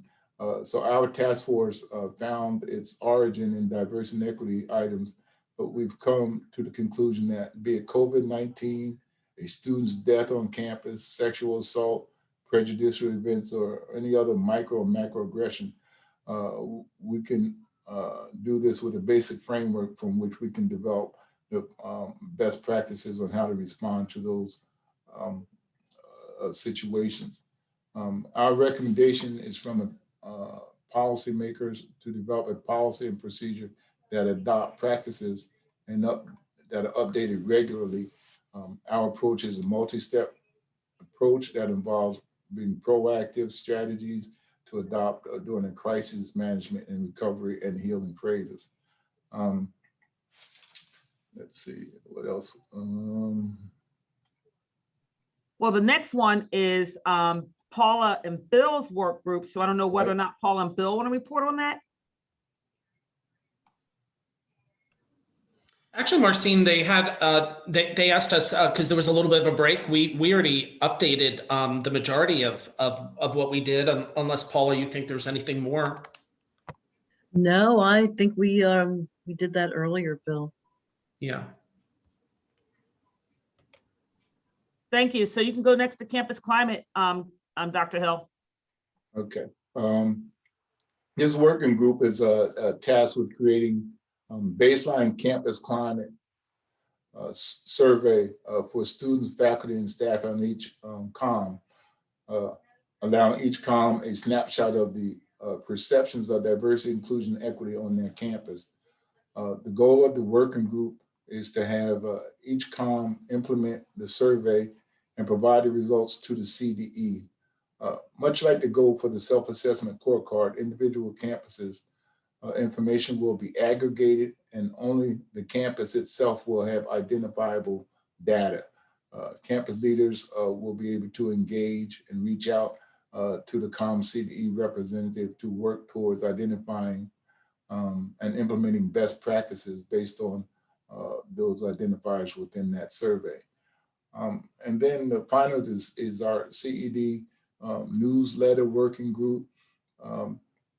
This was a group that came together and felt that the osteopathic profession, particularly as it relates to diversity, equity, and inclusion issues, really needed to take the bull by the horn and highlight those things that we are doing within our comms as well, uniquely so, individually so. So we hope that our first newsletter will be coming out in the spring of this particular year, highlighting our one or two of our comms across the country. It will have articles written by regional and national leaders and thought in the area of diversity, equity, and inclusion, as well as individuals on our campuses that are doing excellent work, etc. And the next slide, Marcine, you can comment on the next slide, please, the contact information. Yep. So I guess we can open it up to any questions that you may have. Maybe there's a particular work group that you'd like to learn more about. We can open it up to all of you.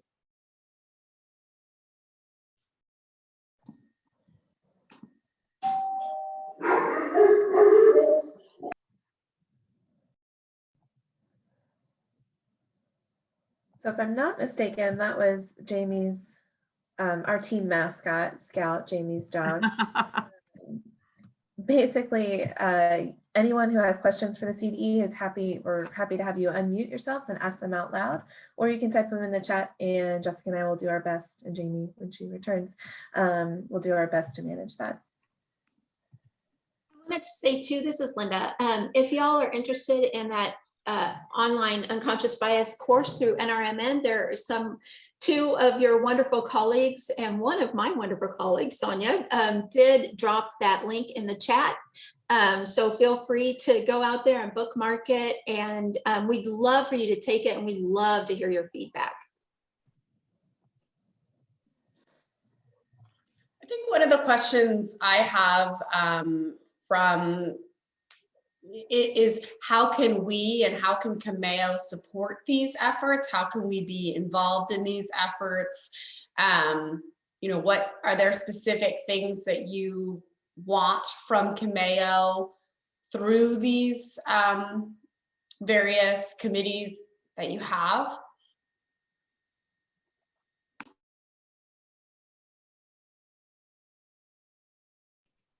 Well, I guess I can pose the question back to you and the members of COMAO. If there's a particular work group that you'd like to be a part of, the work groups are not just, membership is not just for those members who are part of the council. We welcome collaboration. So if there's a particular work group that you'd like to join, you know, please let us know and we can connect you to that particular work group chair.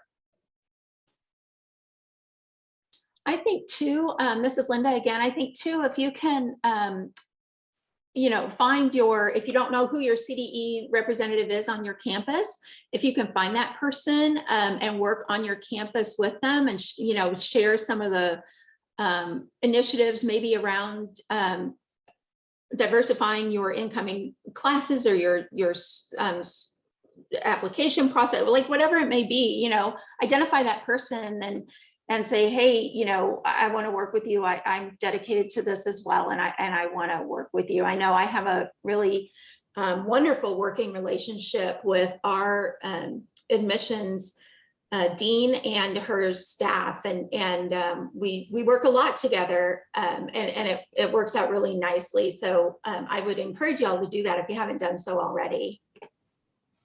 And I just want to add that we can also, after this meeting, I can send Jamie the roster of CDE members and we can share that with this group so that you can identify who in your campus is in the CDE. And I just want to add one clarifying point. I work with Eduardo Velasco and Jason Hill from PCOM South Georgia.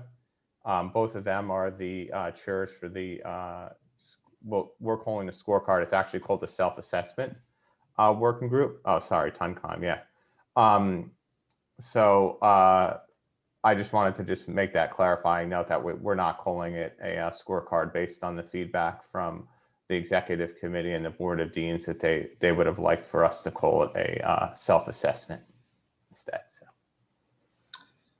Marcina and Gary, one of the topics that Carrie Shotwell put in the chat, which sounded really good to me, was perhaps promoting what the CDE is doing to our applicants so that they know that there's a commitment in the profession and by our schools and so forth. So I'm not sure if that would be something that maybe this group could kind of bat around, whether it should be something that is put on the ACOMAS page or if it's something that there would be like a little link to just to, you know, I don't think it needs to be a whole lot of details, but I think, you know, a statement that would show the commitment that the profession has and the kind of work and so forth. But I'm sure Carrie has some other ideas since it was her idea and I'm kind of tagging onto it. So jump in, Carrie, if you have other ideas.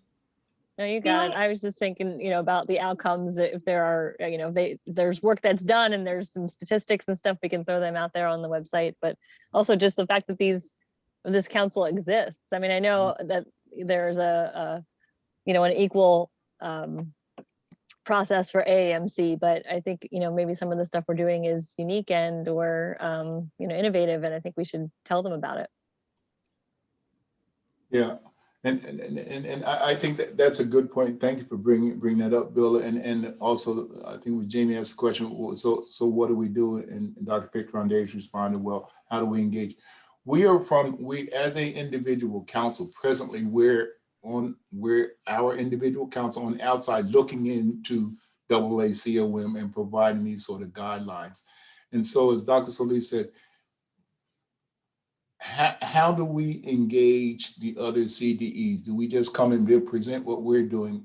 If you find that you are doing your work in your silo, and we are doing our work in our silo, and then we come and present our work from our silo, and you come present your work from your silo, we are not being inclusive.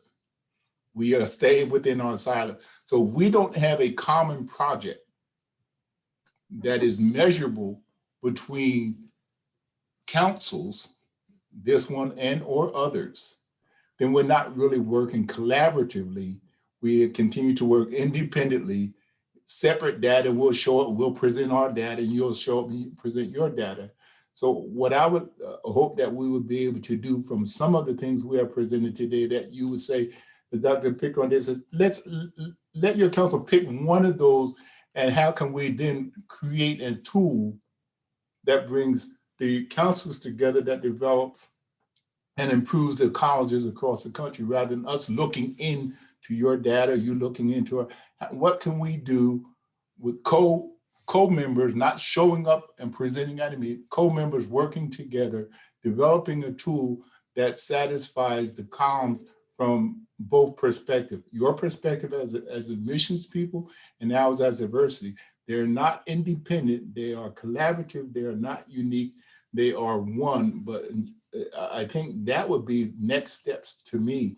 Which one, what are we doing that you can actually see participating in developing a tool? We don't think we have all the answers. This is just a beginning road, and we're anxious to participate with others who want to do that. So that's how I see it. If I can add too, this is a really great conversation, and it's really, the CDE is just an amazing, committee. But I agree, we do need to collaborate. And so there are so many resources. Dr. Solis said it very well, that you may have a chief diversity officer on your campus. You really work in tandem with them as an admissions person. Our goals are to increase diversity of all of our students across the comms.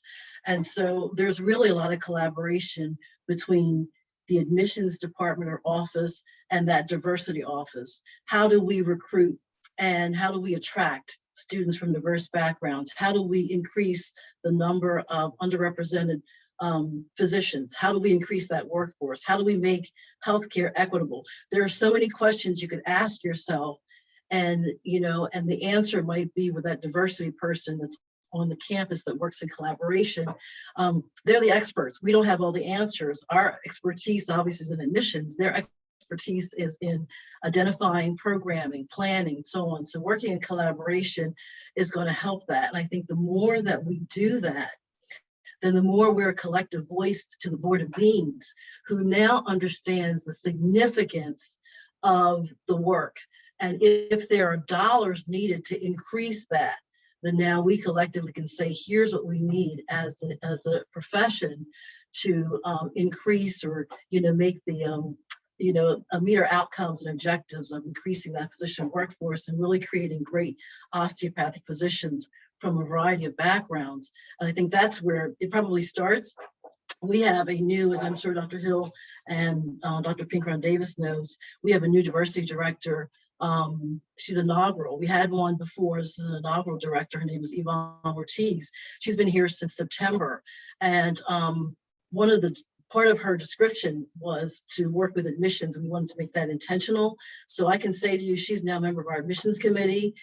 We have our own Rowan SOM diversity committee that admissions are on. I don't know if Nigel James is here. He's our admissions recruiter. He's a member of that as well.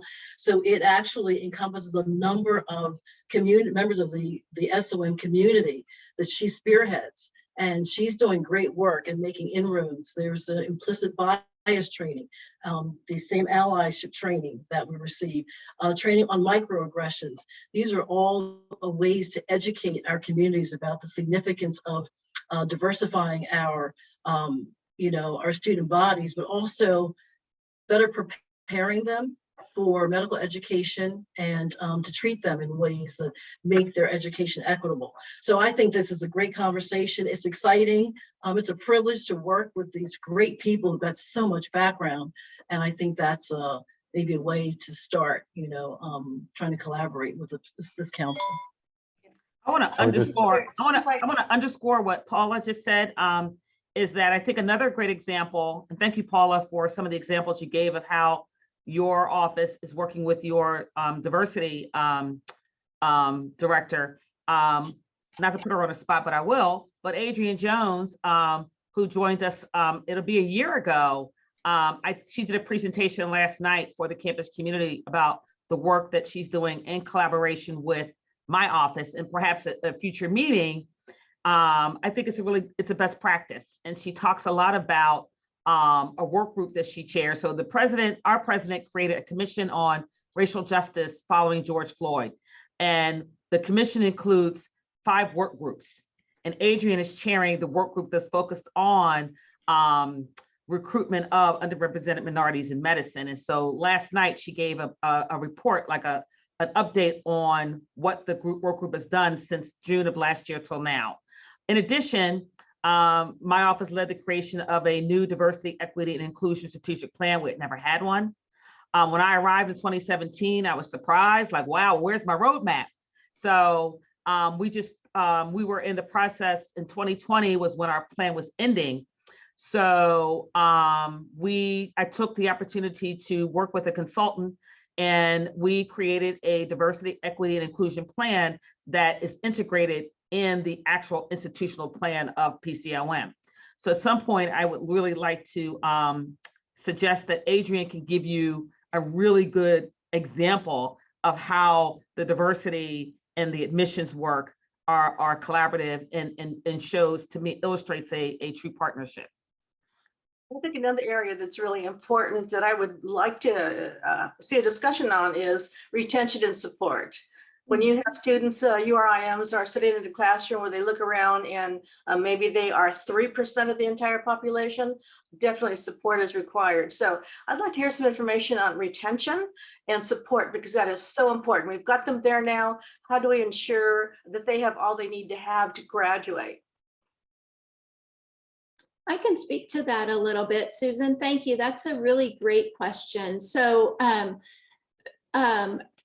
first, I want to echo what Paula said, that our work needs to be intentional. And I agree. That's one of my buzzwords when it comes to equity, inclusion, and diversity, is it has to be intentional. Like here in San Antonio, it would be super easy just to look around and go, hey, half our class is Hispanic or whatever it is. But that's not through anything, that would not have been through anything we had done, right? If our numbers for Hispanic students is fantastic, it's because of the intentional work of our admissions folks. So, and secondly, Susan, to your point about retention, I am the faculty advisor for our Student National Medical Association.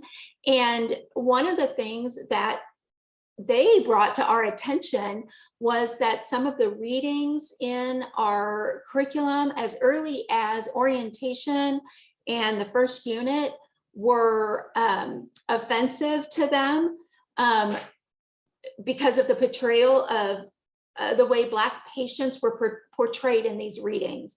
That to me was just like, that was a kick in the seat of the pants. Like, I never even, honestly, this shows how naive I can be sometimes, never even thought about looking closely at what my peers were teaching, the readings they were doing and all of that, and how that was negatively impacting the inclusiveness that we try to build on our campus. So that's one thing, right? Take a critical look at all of the content.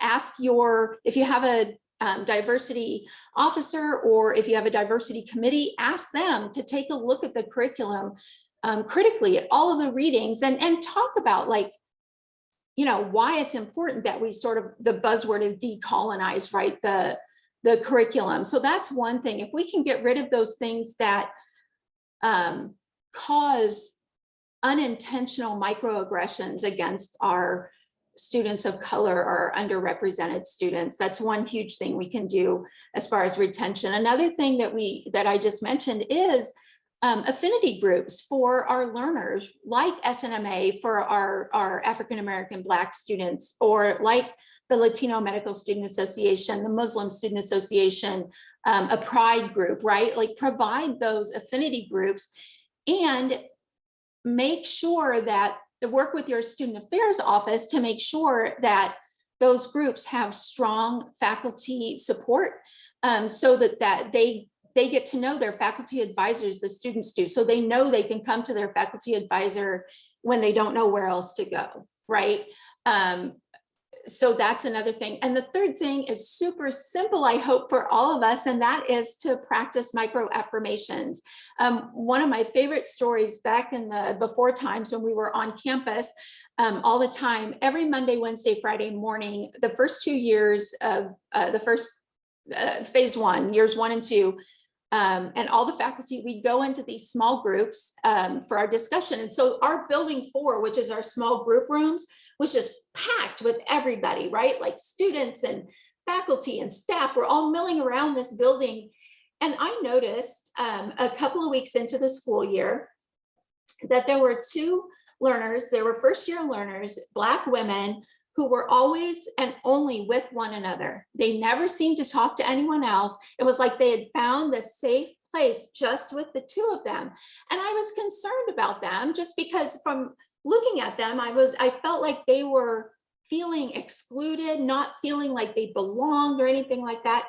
So I just, every morning when I walked past them, I'd make sure to look for these 2 young women, and then I would catch their eyes and I'd say, good morning. And eventually they both came up to me one of those mornings and said, Dr. Solis, we know who you are because you know, we were in class when you did your session on unconscious bias or whatever. But we also, more importantly, noticed that every morning you would find us intentionally and catch our eyes and smile and say good morning. And we both just wanted to tell you how important that was for us and how much more included it made us feel by being noticed and seen. That's super simple, right? Like, that's an easy thing we can all do. And it was nothing for me to do it. It didn't cost me a penny,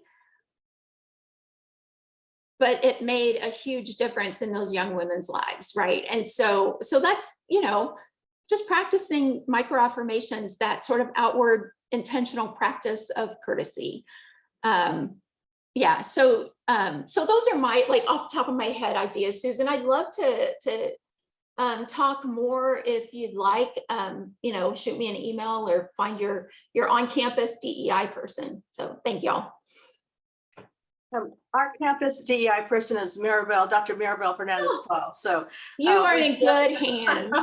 Right. Yes. We are starting these discussions. We've asked you to join our admissions committee meetings. It's really so important.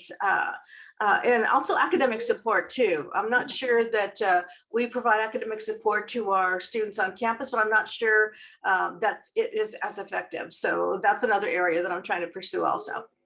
Absolutely. And that goes back to, I think, to having strong faculty advisors and faculty support for our affinity groups, because I know I do a lot of encouraging of our learners when they come to me and say, you know, I'm struggling. I do a lot of encouraging, like, seek out the academic support folks, go to student affairs and ask for help. Go to, you know, make an appointment with behavioral health. And if they don't want to do that themselves, like, I go with them, right? Like, I'm like, copy me on the email or let me reach out on your behalf, right? And so absolutely, those things are so critical. And I've also found too, in our affinity groups, like, those affinity groups are wonderful. And the older students mentor the younger students and also encourage them, like, reach out before you get in trouble, like, reach out to your faculty, ask for help, email the faculty person in anatomy if you're struggling, right? So yeah, absolutely. And yes, Susan, you're in great hands with Maribel. So I'm glad to hear that.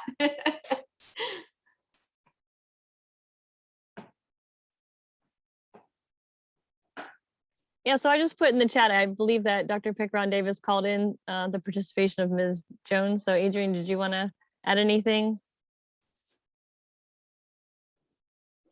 Yeah, I Muted. think you should give the presentation you gave yesterday. You should right. give that. And she's actually going to give it at a board meeting, a board of trustees meeting, Yes. you know. So at a future meeting, I think you all would be pleased at the work that she's been leading. Wow. I don't know if I'm over the presentation yesterday. It was really intense, and I wasn't like afraid to present. It just was a lot of information, and there is so much going on. But one of the things I did want to throw out there was, you know, we are on the forefront of doing a lot of very difficult work, but good work. You know, it's stuff that you love, and you know, as part of admissions, when you talk about holistic process that we have to be responsible for. And you know, I have constant conversations all the time with Marcine, and she kind of tells me to pace myself, Carrie too, and the rest of my team, because I feel not an undue pressure, but sometimes there are pockets where even on many campuses where there's no expectation that somebody knows about that. I was like, wait a minute, you know, this isn't not take.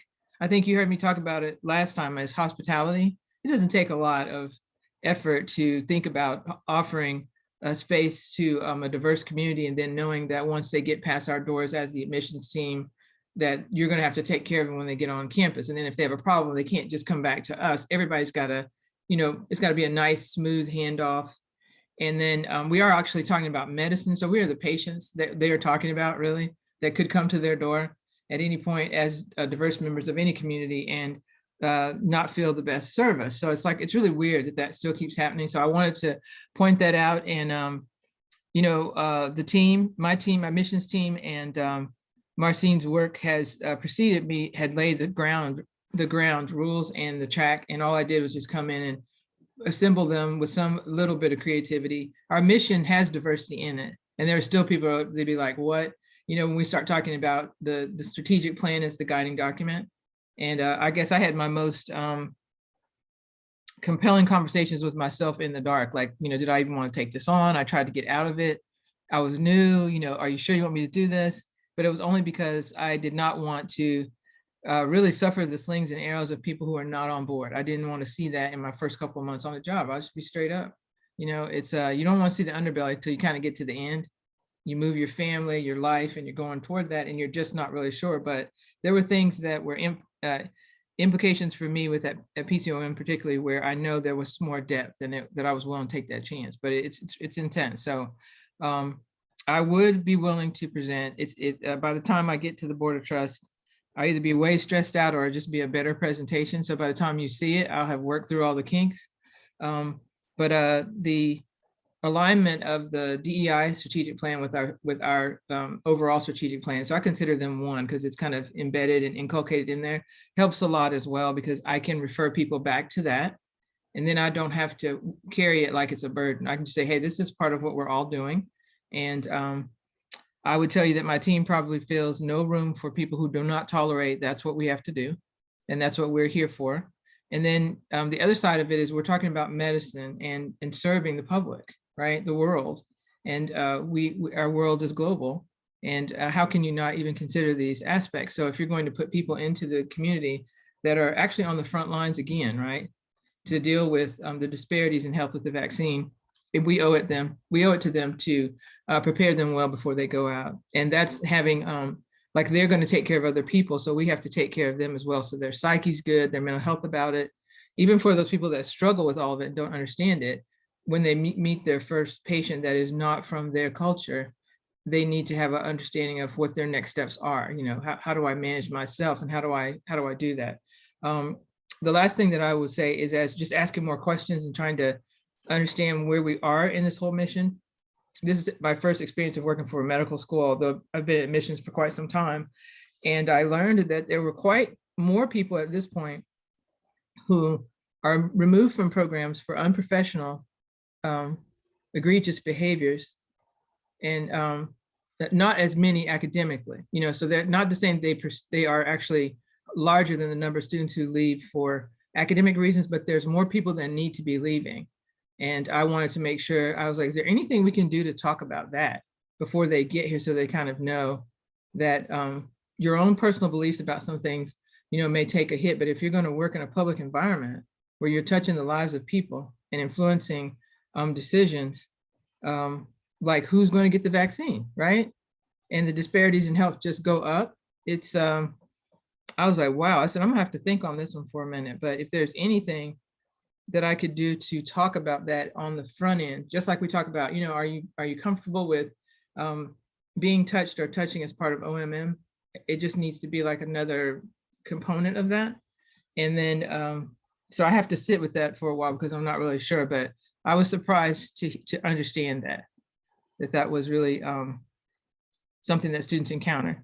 And then last but not least, I would say in my own journey, if I'm not on one mission, it is this one, that I would never have a student who is part of our URM community without anybody present on my team or at any institution I work for that could embrace their understanding of that cultural journey, whether they were in that group or not. That is ultimately a goal, a personal goal of mine, is to not have a student be looking for me in admissions because they don't have someone within their department that understands their journey. And I've already experienced it, and it was ugly. I just was like, what the heck, right? So my champion in the undergrad for a school that had 10 Black people, we're all still good friends, everybody's still alive. None of us dated each other. My champion was a 5'2" English professor. She was like 5'2", little old person. I'm a 6 foot woman and she was little. She was even little then when I was in college, but her words were big and powerful and always encouraging. And Black history was taught by a Black professor, was not taught by a Black professor. And she gave it her best shot and she did a great job. And that's all we had. We had not one Black professor, but there were people who were champions outside the group, and we have to find allies on other parts of the campus as well. And then the last point I want to make is that we talked about this with my pathway prioritization team, is that you cannot have diversity if you do not include white people. I'm not trying to be funny.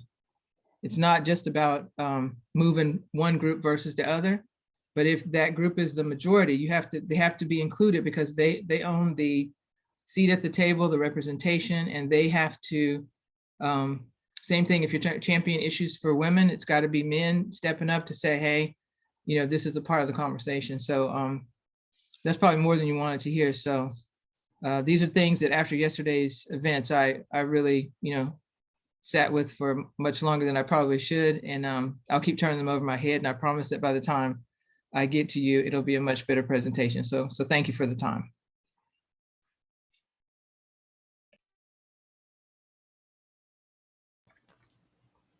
I just want to add one other thing too, is ACOM also developed an adaptive work group to address racism and injustice in healthcare. That's led by Dr. Ross Lee. Justin McCourse, who I'm sure many of you know from BorelCom, is also on that working group, along with some presidents, like Dr. Hahn, Dr. Franklin, even Dr. Cavalieri is on that as well, and some of the students. So I just wanted to mention that because you may see some of the work come across your desk or across your campus from that group. And I just wanted to let you know that there's the council, and then there's also the adaptive work group. So that adaptive work group presented to the Board of Deans and Executive Committee a consensus statement on diversity that they would like all the deans to sign on to. They also presented a certificate program for 3rd and 4th year students to learn about global health, disparities in healthcare, et cetera. And I know that Jamie is doing really well with engaging with Justin to discuss some of the great work COMAO is doing with the pathway programs and collecting more data on the pathway programs and making that clear to the applicants. So I just wanted to provide that update as well, because I know some people have said, oh, is this the council or is this the adaptive work group? Because sometimes it's like there's a little bit of crossover between some of the work they're doing. They're even thinking about doing a report card and then pulling elements of our self-assessment and using that to populate parts of their report card as well. So just wanted to make that known to the group. Thank you for having us. I need to jump off, but thanks again and hope to see you hopefully next year at the annual meeting. Thanks for your time, everyone. If you need anything, reach out. I can talk about this stuff like for days. So thank you all. Bye-bye. Bye, thank you.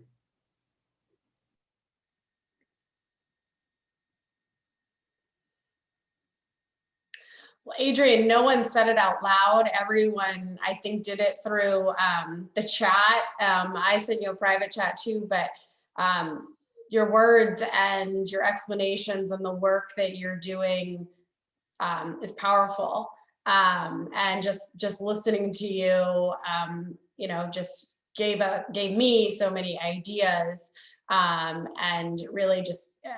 I just want to say thank you out loud for the work that you, and I'm sure your entire team, I'm sure it's not just you, your entire team has done for PCOM. And hopefully, although not to put you on the spot, hopefully that is a presentation that you do feel comfortable sharing sometime in the future with us and more broadly, so that we can all you know, aspire to do a little bit of what you've been able to accomplish and your team's been able to accomplish at your institution. So thank you.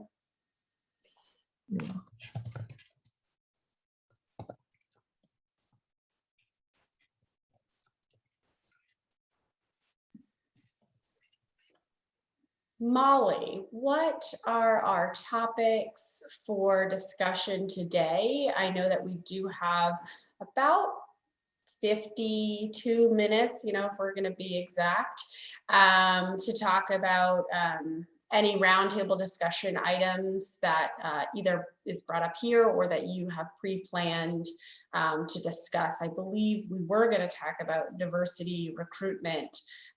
Don't know if we want to continue that conversation or talk about other items that maybe people have on their minds, topics, agendas, items. We have one piece of business that we need to accomplish very quickly, and that is who seconded the minutes yesterday, the motion to approve. Can you please just put it in the chat or step up and say? I think it was me. Yay, Jim, thank Yeah, you. There you go, Ellie. All right, one mystery solved. Thank you. We do have a really, you know, I'll leave this up to the group. We have other topics that we can reconvene, certainly from yesterday, but we do have a very rich conversation and nice momentum happening right now around DE&I. And I think that recruitment piece, you know what, we have to stay intentional and stay at it. So I think we can open the floor. It might be nice to hear just from our larger group, has anybody done anything that they feel is unique, or have you stepped out because of our virtual world, adopted any new ways to connect with our diverse community in terms of recruitment? I think there might be some good benchmarking opportunities in that if we kind of want to go down that path. I see a couple nods in agreement on that. So because it might be nice to flesh a few of those out and see if we can't make them bigger and build that community. I was shaking my head. I'll jump in there. We actually paired. We share our diversity budget for advertising with Marcine and admissions, and so we also are taking the work that we're doing. So we paired together our conferences and our advertising, and we work together. And then we're also sending that out through our new admissions vertical and communications. And we're letting them handle the diversity components. Anything that happens on campus that's reportable, social media, that's going through our new admissions communications team, which is really exciting because we couldn't really see any returns just yet on the advertising the way it had been. So when we coupled them together, now we're able to kind of watch and get a little better pace on what is trending with students and what they like to see, where they're finding information. And we learned through a lesson how important this was. So a request came to marketing regarding a newspaper article, and they don't really do print. They're mostly more digital. And it was a piece that would have highlighted our first African-American DO, Meta Christie, And we missed that presentation. We weren't in there. And so what Marcine and I talked about based on my work, and I still actually meet weekly with Debbie, my former predecessor, and she was part of the group as well, Debbie Bimbinger. And again, was that our students for URM sometimes rely a lot on these publications. And so they may turn them around or pass them around. So we've stayed still with the print media, even though some of it's virtual right now. And that's one of the unique things that I have not done before. I have paired a lot of times working with marketing. That's just our normal, pathway. But now we're doing that with DEI. And I think it's really coming to our advantage because unfortunately, another thing I should have said was that we should plug our ears when they ask us about ROI on diversity. I was like, if you don't already know there's a benefit, then I shouldn't have to tell you, but we do have to make it show up in our budget. And this is how we're gonna make it happen. I'd like to share some information on our campus. I received several weeks ago our recruiters plan, and recruiter and admission are a little bit separated. We're joined by a VP for admissions and recruitment. And I received the quite detailed plan for this next year. And what I saw was just sliding, not a focus, but just yes, underrepresented URIMs. So I edited it and I sent it back. I'm the advisor for the Latino Medical Student Association on campus. I edited and sent it back and made the URIM a focus instead of just an afterthought. So I shared information on the chapters of LMSA that they could go to, attend their events, talk to students, talk to our LMSA students on campus. They can share a lot of information for you on the directions for both SNMA, LSMA, and LMSA, and SNMA and all the other campuses, all the other clubs on campus, and chapters of national organizations. So I did this for both our Pomona campus and our Lebanon campus, and I just literally rewrote it and sent it back. And what I got back from him, I was surprised. One word, it was gold, and that was it. So, well, our recruiters understood there was a focus. There was not a direction. So I was really glad that I gave them a direction and contacts and who to use and get information from. And we'll see. My scorecard will happen at the end of this process to see how well that happened. But I know that I don't know why it was sort of just a part, but not a focus. And if I've made this a focus for them, then I'm really happy. But as I said, I'll know at the end of the process when I review what they actually have done.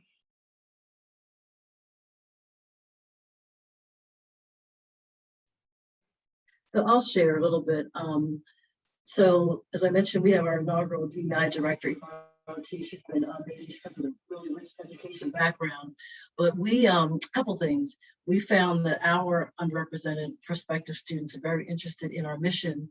And the mission is to treat underserved populations and special needs populations, as we have a new integrated special needs center. But we run lots of pathway programs for disadvantaged students from socioeconomic backgrounds and so on. And so we have a very good friend of ours who happens to be a pastor in the Camden City community. And when the vaccine center opened, I believe it was Christmas Eve, once things got up and running, they've actually vaccinated here at the school about 32,000 people so far. He was very interested in getting some of the residents from Camden City here. And so because we work very closely together, we partnered with him. He reached out to me and I reached out to a couple of faculty members. And now every Monday, Wednesday, and Friday, there are residents from Camden City, which is an underserved community. Some of them are not able to, they have no transportation and they're elderly. And so he rents a bus and brings them here. The significance of that is that they get here about 8:15, 8 o'clock. The vaccine center opens about 8:30. And so while they're sitting on the bus, our students come out and provide health education. And in many cases, this is the first time they've ever interacted directly with a Hispanic or an African-American patient. And the dialogue is amazing. So we've actually begun to share that with prospective students who are very interested in the real work that takes place in helping the underserved community. And it's not just the education you get in the curriculum, but this is real life stuff. So now we have Yvonne, we've actually created a diversity website, but infused in that, because of the strategic plan, even in admissions, is diversity, equity, and inclusion. And we've included that in all of the admissions information, our commitment to diversity, and many of the initiatives that we have in place, so that students can take a look at that and see themselves, see their, the organization, their school organization that we have made a connection with, that shows our, are being intentional with the prospective students. So that's been really beneficial for us. We're really excited about that. But we found that, they are really interested in not so much what you say, but what you do.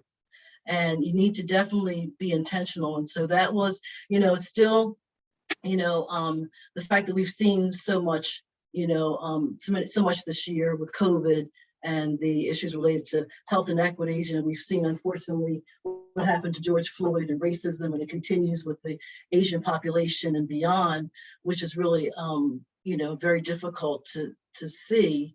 It's still a teachable moment. We're educating folks, and not every person on our campus understands the value in that. But what we've learned, and I think similar to what Adrienne said, I really appreciate, her being so forthcoming. You have to decide at some point, you're either going to sit back or you're not.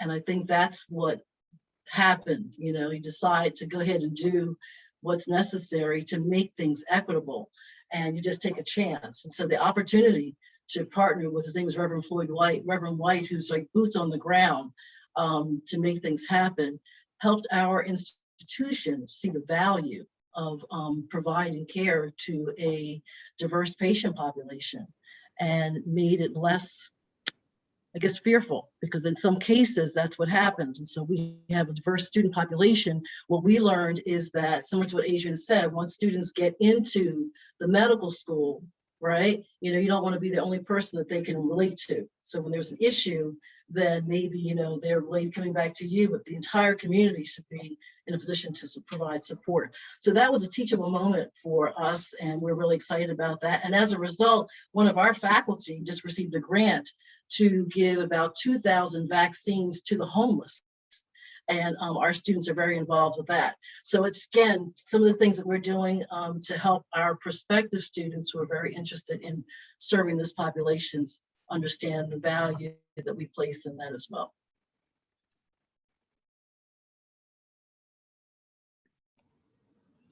Yep, I wanted to piggyback on what Paula said. I think all the activities that Ronsam is doing are phenomenal. And I think in recruitment, and I'm interested to see if anyone does this to help prospective students to know the things that you are doing with underserved populations, and particularly related to diversity. What was mentioned before about the CDE was, maybe we can share with prospective students in some ways the types of things that, we're doing with diversity. One of the things I've been trying to approach with when doing presentations is to talk about our commitment to diversity, and letting people know, particularly when we have a large group of people, that of course we're interested in diversity in our student body, but also encourage them to put in their application activities that they may have done, which shows their commitment to diversity, working with populations, if they speak another language, if they have, participated or even organized events.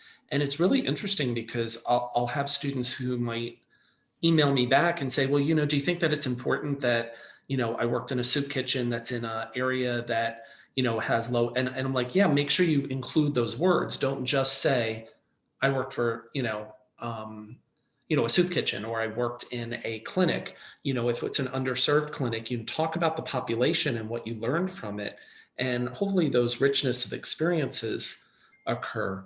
But I don't know if anyone else has any comments on things that you either, promote that your school does, like some of the the outreach and activities that you do, like what Paula was saying, to prospective students, or communicate in another way to prospective students how important it is to you to understand not only, we can look up a person's ethnicity and background and so forth, and that can add to our metrics in admissions, but it's also important, I think, for people who have a commitment themselves, regardless of what their ethnicity, gender, or even economic status is. They could not be checked off as economically disadvantaged, but they volunteered a lot.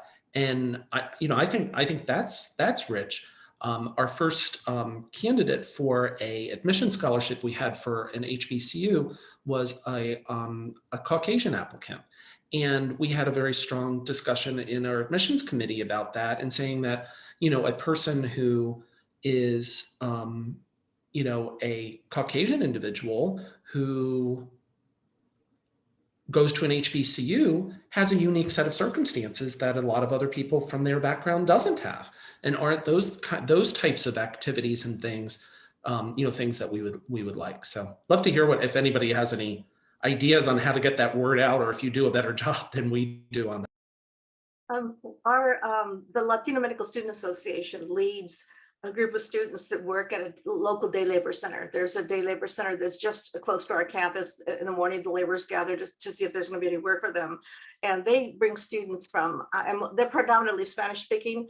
Our students get students from all the 9 colleges on campus. So they have eye exams. We have our podiatry students.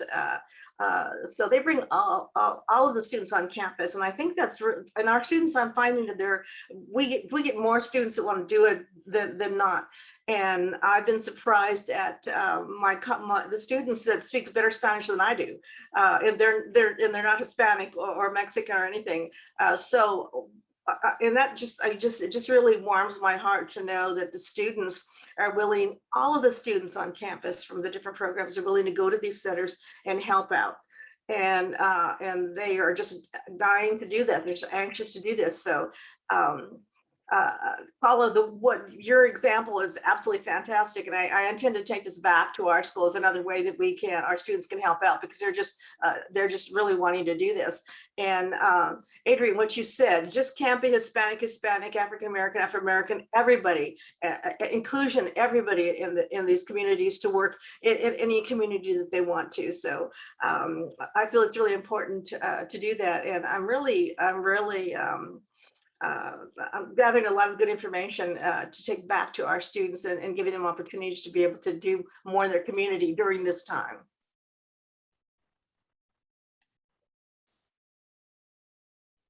I did include a fact sheet that we created because I sat in a meeting once, and it was faculty led, and a student asked about diversity events, and they were struggling, but we jumped in there before they really knew what had hit them.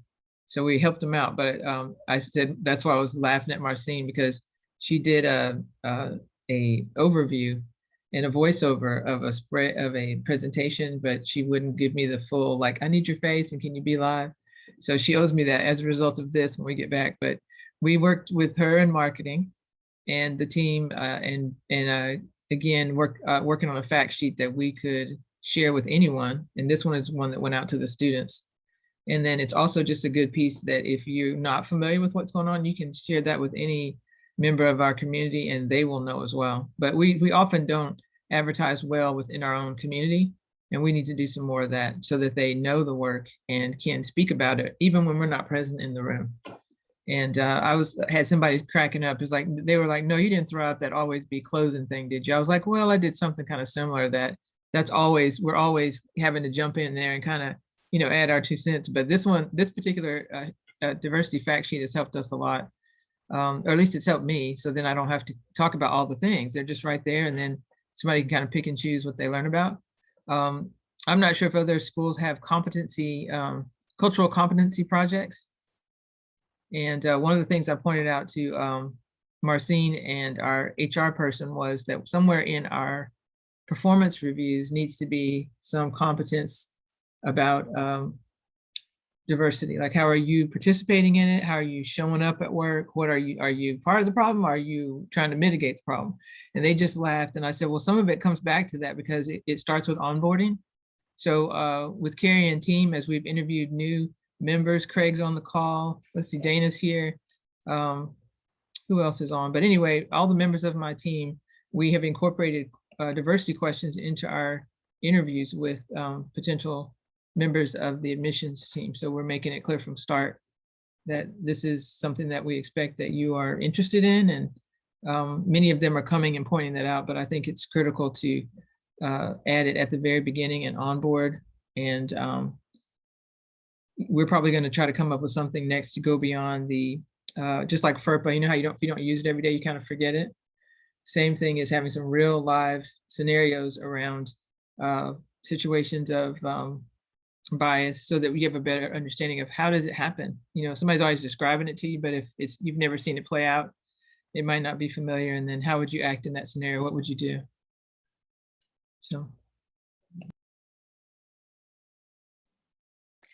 Adrienne, do you want me to mention the Unlearning Racism group that I was waiting for you to jump in there, man. Yeah, so I guess it was last summer sometime, Marcine and her staff created a group on campus for faculty and staff called Unlearning Racism. And we followed Layla Saad's book on learning how to become a good ally, or a good ancestor, as she calls it. And it's I don't know if you're familiar with the book. I can find the link and shoot it to you in the chat. But we basically read the book as a group and then did bi-weekly meetings to go through the different aspects of racism and how it shows up in this country. And it was really amazing. I mean, I've always felt like I've been an ally in my whole life, but when you read into this book and you start thinking about your behaviors and the things that you don't realize that you do, I mean, it was just amazing. So I actually got asked to be a part of the second group, and now I'm facilitating with another member and the two leads, and it's been amazing. It's a really interesting way to look at how to change your culture. Because individuals, like myself, think I got this. I know what I'm doing. I care about people, and I try to show up in a way that I care about people. But there are things that are embedded in the system, in the way the world is built, that we benefit from as white people. And I think taking a good hard look at that in a way where you get to do some deep inner work as an individual, as a person, you can show up differently for people. And so if you're interested in learning more about that, I'd be more than happy to share some insight. And I know that Alicia Hahn Murphy, who works in the DEI office at PCOM, she's kind of the main lead. She's the only white person on Marcine's team, and we talk about how that shows up on campus and how people go to her sometimes instead of the rest of her team. And it's our kind of job to challenge that kind of behavior. So I will send, I'm going to look it up right now, put the book in the chat for you. You can get it on Amazon, but it's phenomenal. Kind of along those lines at HCOM, we've got a very dynamic Office of Inclusion and a lot of great D&I efforts. And one of the really neat, we do a number of different workshops all throughout the year for faculty and staff and students and for everybody, and trying to create a more inclusive environment. One of the really neat workshops, and we do this probably at least 3 times a year, I think it is, called Addressing the Isms.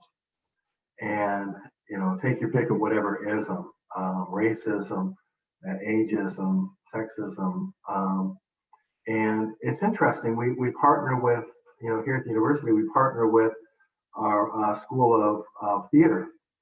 And so we bring in some of the theater students, and they're acting out and creating different scenarios and situations that are depicting different issues of bias or different issues of racism and such. And so the audience, the students and the faculty and staff, were sitting there in small groups, and they play out that situation. And then, with our small groups, we all talk about, how we felt about that, what was wrong about that situation, what would you do about that situation. And these are situations that are relative to both preclinical and clinical experiences. And it really gets people thinking, and it really gives folks an opportunity to internalize maybe some of their own perceptions, perspectives, and create a really, really great dialogue about what was wrong with this interaction, what could this one student or any of the players in that situation, what could have they done differently to address that issue, or to prevent that issue. And it's really some great programming. So hats off to our D&I folks at HCOM. They did some incredible work.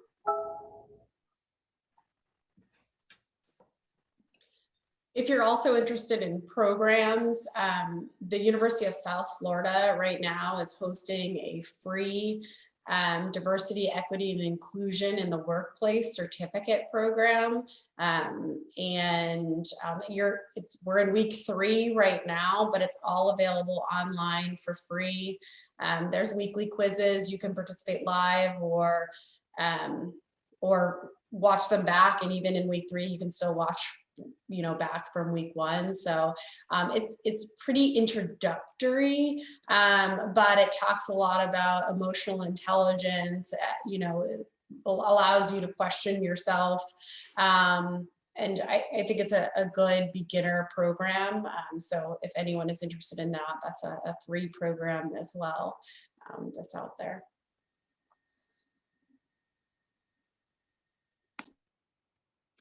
I have just a couple, I don't know, they're small sort of tactical things that we've done at DMU.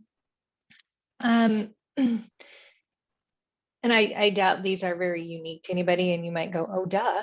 But in a conversation with Paula last summer, one thing that really jumped out at me was she had related information from a couple students and how they were really absorbed in the relocation process, and it impacted their ability to jump in as students quickly. So I told Paula that I would steal that and make sure that at a minimum our underrepresented students had access to those sorts of resources early on, so that they didn't feel that they didn't have the help and the support that they need. And then lots of, not just the here's how you get your utilities, but who can you call if you need help on campus, right? So pretty simple, but if it makes that big of a difference, I mean, that was really kind of astounding. And I don't think that that's probably so unique to our underrepresented candidates either. And I do think it probably appeals some of those efforts to the the generations that we have coming in that really need the empathy piece, and they need some of those things filled for them differently than we are accustomed to providing. The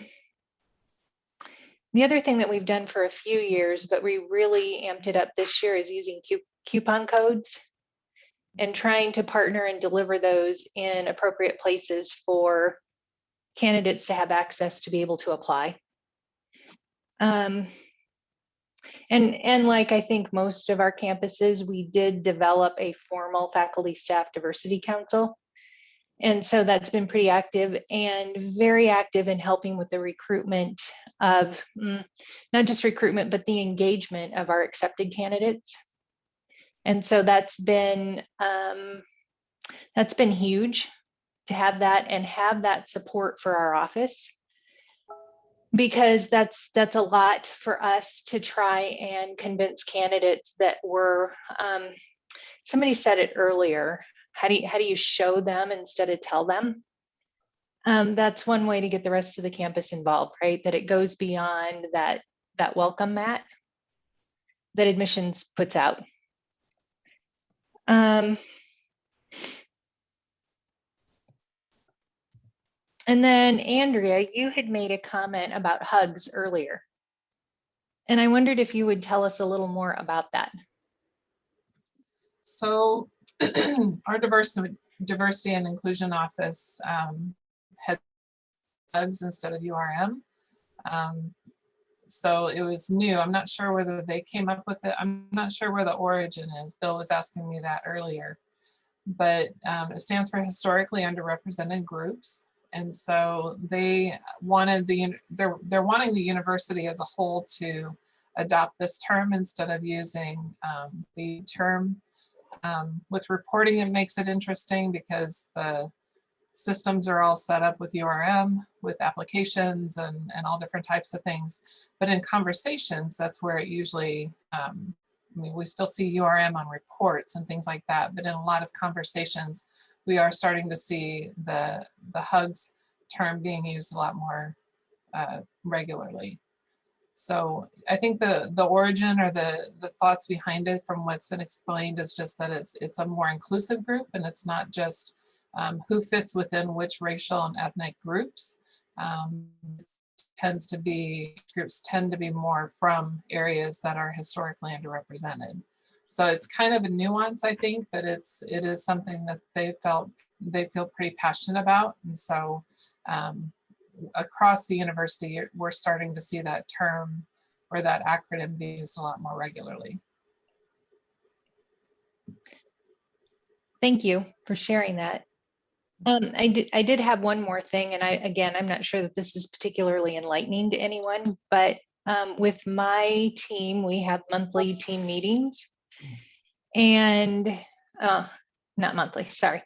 We have weekly team meetings, but once a month we have dedicated, and it's a standing, the second Wednesday of each month. That time is for everyone to use for DE&I professional development. It's dedicated time that we set aside, go do it. We keep a list of resources for people to tap into. And it's one way that we can help support and keep attention.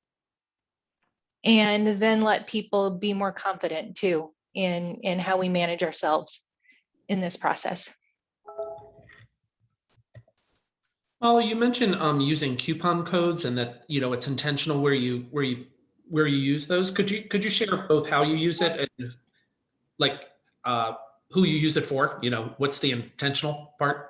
Yeah, so the intentional part is really to help those underserved. So, you know, one thing, I'm not sure how many of you know this may not be a surprise, or it may, I don't know.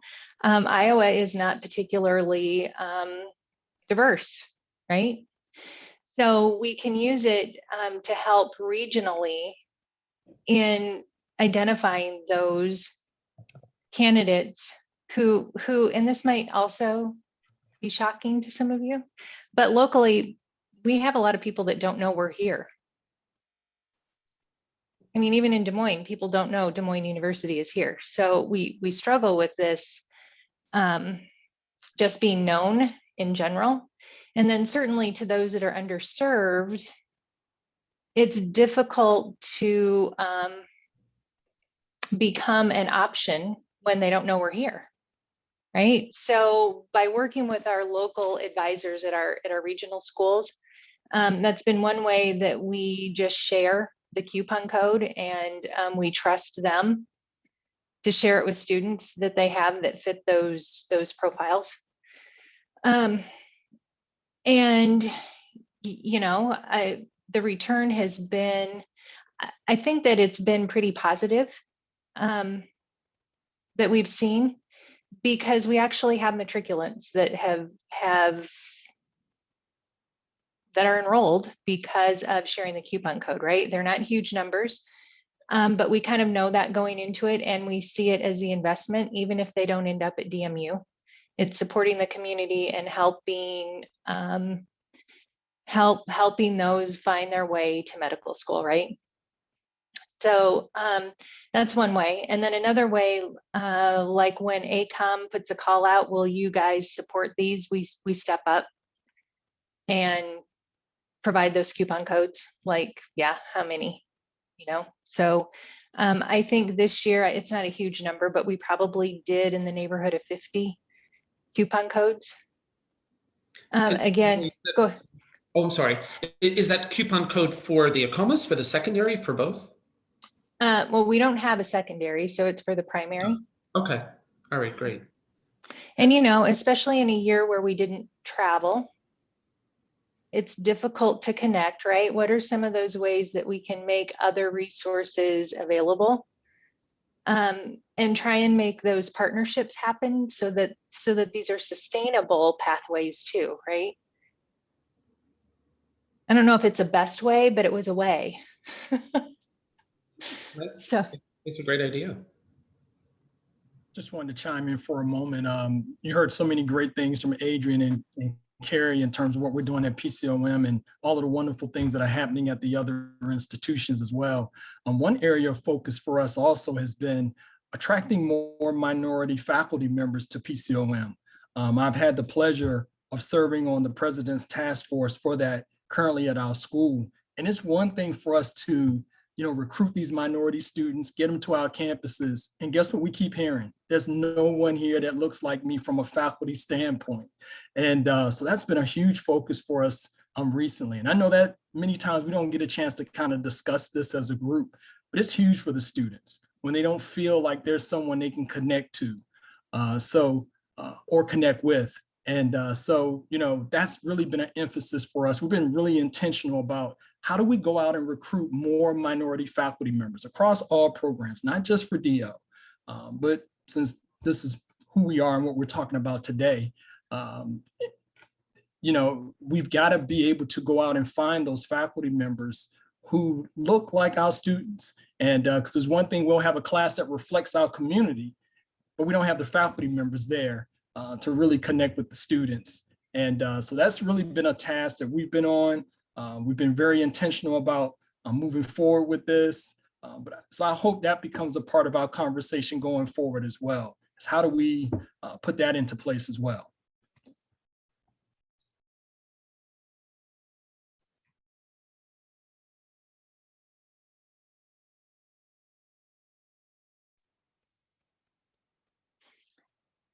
all right, so it looks like we have Jamie. Were you going to say something? I saw your.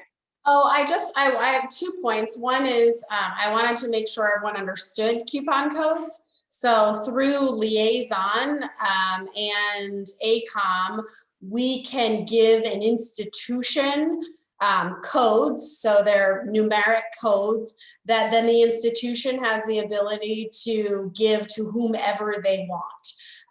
We, in the past, I think 10 codes, I think is what, or 30 codes, I think is what we gave DMU this year at least. Gave them a number of codes. They paid ACOM the amount that it cost, which was $196.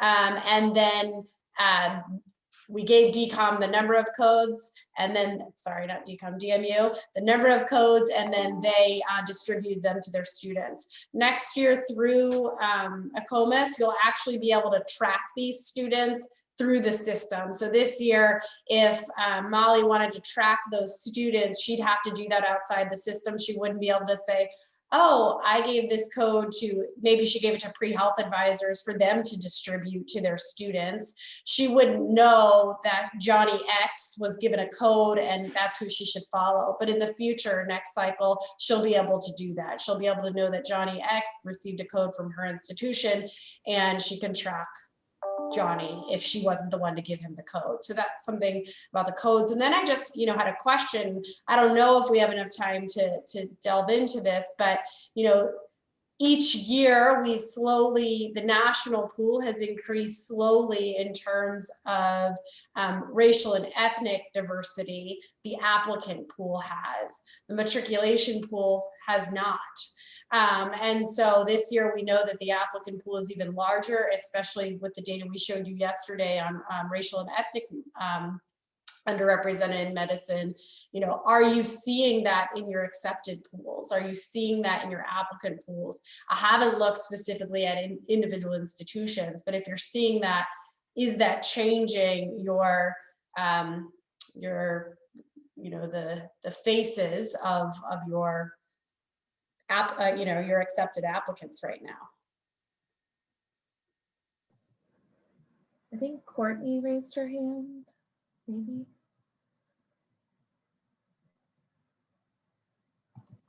I did, and this is kind of, I guess, skirt tailing the conversation, but we focus on underrepresented, underserved, economically disadvantaged students. And one of the hangups that I feel like we have is not necessarily in the applicant pool, but in the cost associated with attending school, and being able to provide some type of assistance or support for students, where you see so many different costs depending on the school that they're applying to. And sometimes, you know, they can't afford to, you know, do the interview out of state, apply to 9 schools, and, you know, pay multiple deposits to just see where they're going to end up. And so I feel like the opportunities are really limited there.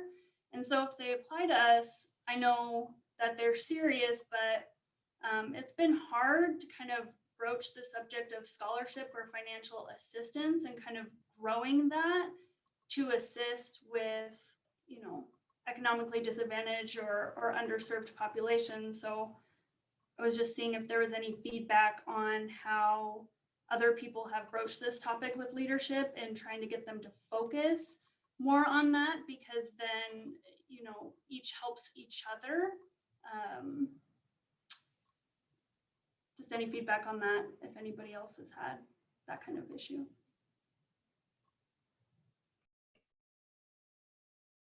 I would say yes. One of the charges we have, and I see a question from Wendy that's kind of along the same lines. They're totally separate categories, but they're just like identities. You could be Black and gay and female all in one body. And then they try to like divide you up into different categories, and you don't want to go into any of them. You just want to come to medical school, right? But you have whatever society says. And then last night I had to break it on down. One more point I want to share with you is that race is a social construct, honestly, and students self-identify because we ask them to, and then they may be very fluid if they're from any of these multiple perspectives or multiple identities. So one of the charges for the committee I feel that I'm on is the hardest, is to come up with a contemporary statement.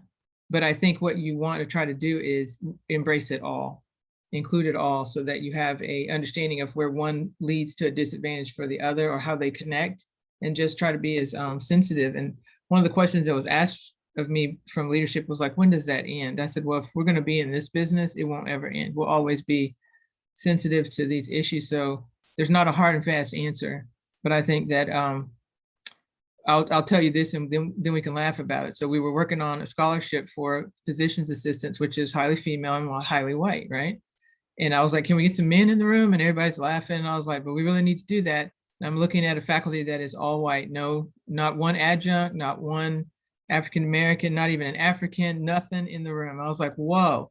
And we increased the numbers because I got with my representative from the programs and said, hey, you know, what are we going to do? So we started sending up the flares one at a time at first to the president about, look at the students that we've admitted. And then as soon as you can't even get the offer to them yet, and they're already gone. And that was like at one at a time. So then we stopped doing them one at a time and put them all on the sheet so they could see the metrics, the colleges they went to, and it was mouth hanging open, because there was a premise we had to break through, which was that if you recruit more, your academics will go down. And it was good for him to see this all on one page, because what you only see is what happens, like who actually accepts the offer. You don't know the trail of how they got there. So that could be helpful, is to open it up and kind of get an idea of who's actually been admitted, so they can see the bigger pool, and then who didn't accept our offer. And then of course they'll send you on the journey of why. But when you see the, when you see where they are, and then also we know that there are patterns historically of repeated MCATs to try to get to that certain point they think they need to be at. And so we're introducing the national norms so they can just stop all that. We have it available. We talk about what the national norms are, so that you, if you're stuck on 500, you can get used to 492 or 498 and just calm yourself down. And then when you think about resilience, if they've made it into this pool, OMG, so we have to include the entire student journey. So we are taking the section where we've asked for the personal pronouns and gender identity. We're adding to the reviewer sheet the pathway programs if they participated in any now. We're also pulling up first gen, we're pulling up socioeconomic. We're looking at all of it as additional data points that we want to be able to talk about and honestly embrace. Believe me, how can you, and I would say this a lot, how can you send our students out if we really say we're on a mission for the underserved and they haven't seen any? They don't know what it's like. They're not of color, you know, they're not surrounded by the students. They certainly have no faculty, as Craig pointed out. Where do they get that training? And that was a question that wasn't answered. And that's again why I said I was on that mission, is it's really important. So at my presentation was the chair of the department, the chair of the matriculation group. There was a lot of heavy hitters in the room. And so that's part of my pressure and my stress was I'm speaking to my peers, and these are the people who are empowered to make it change, to help me make it change. And that's really what you have to keep doing. So I found myself not like the chief officer of admission, but the chief repetition officer. I just keep, every time you see me, I feel like I'm talking about the same thing, but it's really critical because the next thing, I don't know if you would understand it, but I know you do. It's tacked on to recruitment is retention. They keep hitting us with retention, but it's actually the rest of the campus that helps us achieve that. So I say open up more conversations, Courtney, since you asked the question, and Wendy, with them seeing the whole total background. That's why the holistic process is going to be so helpful. Yeah, thank you. I couldn't agree more.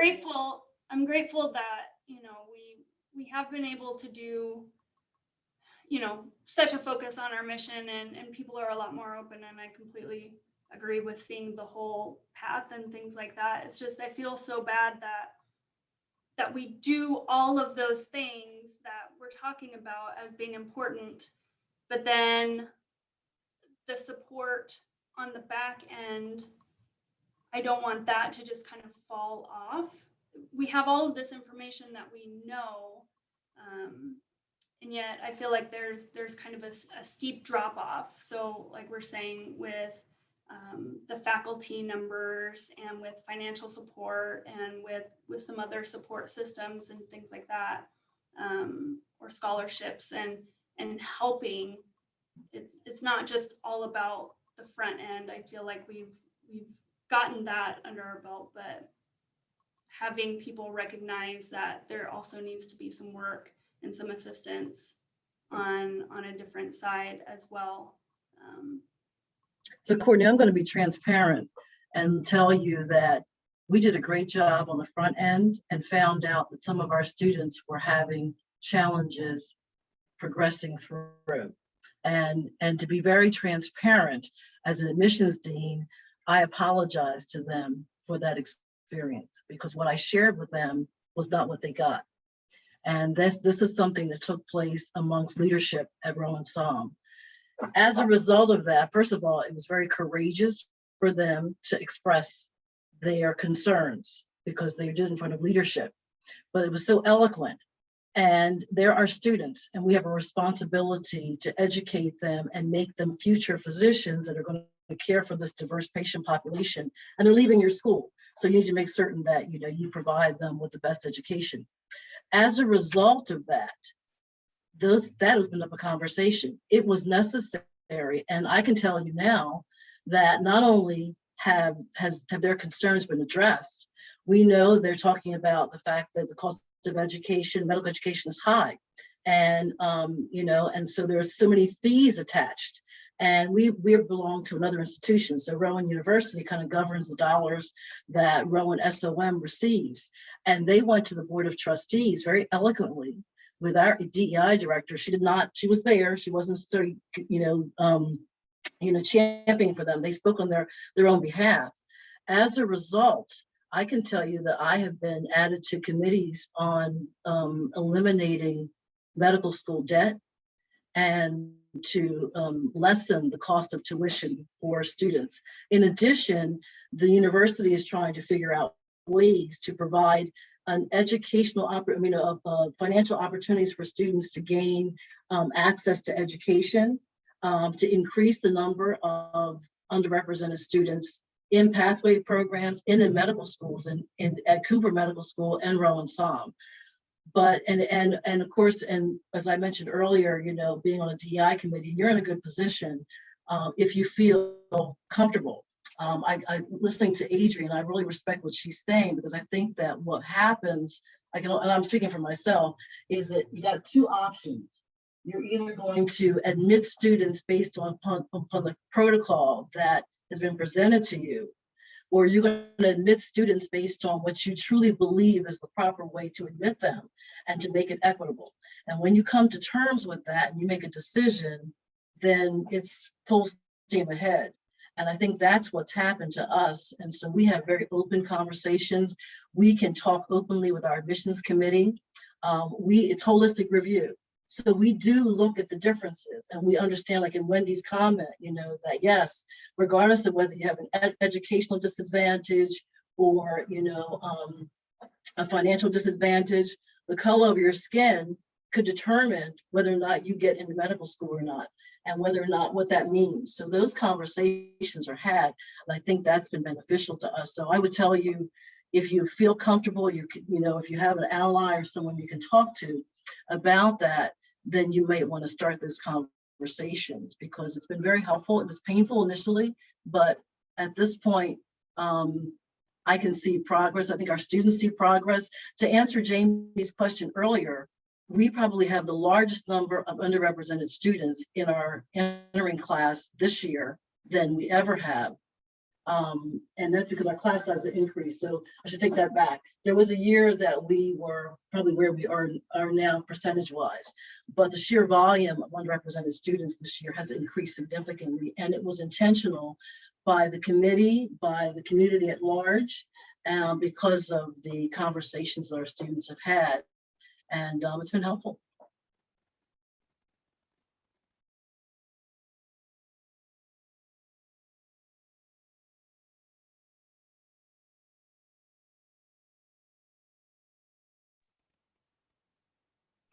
Courtney, I did look at your mission statement at Burrell, and you have everything you need right there.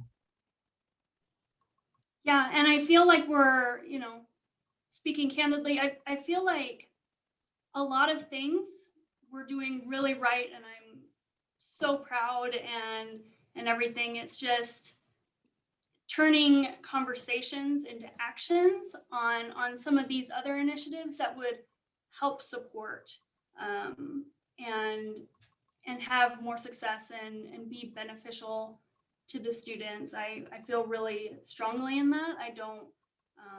I want to make sure that if I'm telling somebody, we've got a really supportive, open door climate and all of these things, that they also have the resources available to support students. If we already know that we have information that they may need more guidance, just like they did during the admissions portion, where we're open, we're available, and we understand kind of their journey, and sometimes it takes them a little bit longer to figure out their academics, and they're an extremely strong student now, or they had to support people.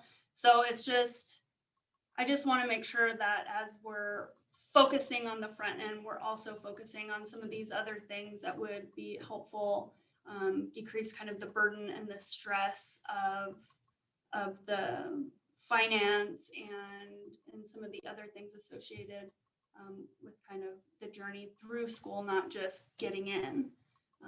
So I just wondered if anybody else had success kind of in either broaching the topic or turning those topics into actual actions, and not just conversations like, yeah, we know, but make sure the class is diverse. That's our mission, that's our focus. But understanding that there's additional elements to that need to grow along with the numbers at the front, so that no matter what student we bring in, we know that we have the resources to support them through the whole process. So, thank you for your feedback.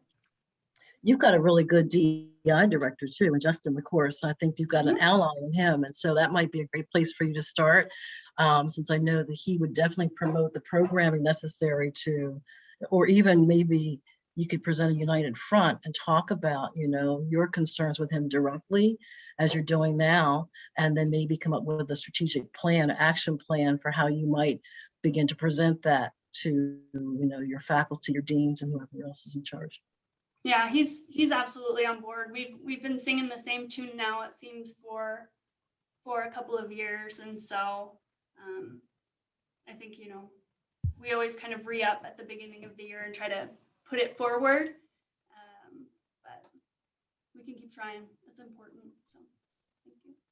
Courtney, I would add that I think it's important to be transparent with the students as well and let them know that, hey, we're still a work in progress and that there are some shortcomings, right?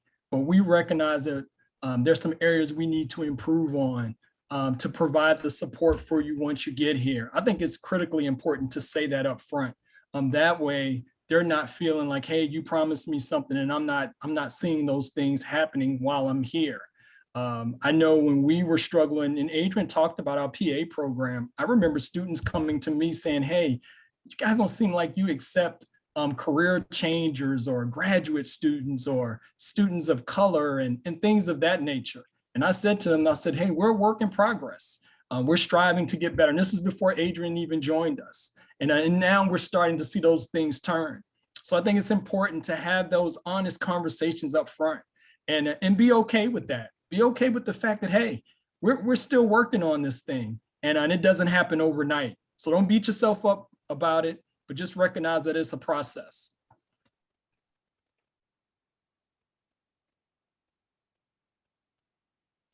All right, we are screaming up on 1 o'clock. And again, another great discussion from everybody. Courtney, I have one parting thought for you as well, that if you can get members of the campus community involved in that sort of onboarding engagement for candidates along the way, they also start to appreciate the amount of work that you put into the candidates and start wondering why they're not showing up. When you experience it and you put your heart and soul into it and they still don't come, what is it? Why aren't we hitting the mark, right? It's another way to have other people understand the resources that we need to be putting into place. Well, and I plan on sending out a survey to some of these populations just to see why they either declined the offer or withdrew. I think leadership just kind of assumes like, well, another school must have given them a scholarship, so it's cheaper. But I don't think that that's always the case, right? There's a limited number. I think that there could be some other things that I would love for them to anonymously tell me to see if it is some of these other reasons on why our school in particular was a second choice compared to another one, and see if that information could kind of help us and direct our focus instead of just always assuming it was a cheaper school or closer to home or because they got a scholarship. It's not necessarily always money driven, even though it would definitely help to be able to offer more scholarships since this is who we've openly said we're targeting. But I plan on sending that out in the next week. So because the questions do start coming in, you see, you know, this many declined your offer, even though they went through the entire process, paid the money for the secondary and everything, and then they trailed off, even though it seemed like they were interested up to a point. So where did that disconnect happen? So I agree. We need a bit more information on that end, because the questions are coming in now on why they didn't accept. All right, so we meet again tomorrow, and so we'll have discussion time built in then as well. I mean, you guys have been really strong this session. It's awesome. We should do virtual forever forward, maybe, huh? Just saying. Anyway, we'll see everybody tomorrow, and I'm looking forward to another great session because this has been really strong. Thanks, everybody. Jamie, are we good to let everybody go? Yeah, just a reminder that tomorrow is elections. I know there are a few people that have already nominated or self-nominated for vice chair. We are so pleased. Paula will be our new chair. And we are very sad that Molly will no longer be our chair as of tomorrow after this call. But so we have some nominees for vice chair. We also have some nominees for secretary. It is not too late. We are going to put the ballot out tomorrow. There are also write-in options. If you'd like to self-nominate yourself or nominate somebody else, please send an email to Jessica or myself, and we can add you to the nomination list. So that's all I want to just remind people about tomorrow. Jamie, could you clarify, is it a vote per campus or a vote per institution for matters like that? Right now, our bylaws state that it's still a vote per institution. This actually was a conversation that the Board of Deans recently had, that they've changed their bylaws. We are internally reviewing whether or not we are going to change the council bylaws, but currently it is by institution.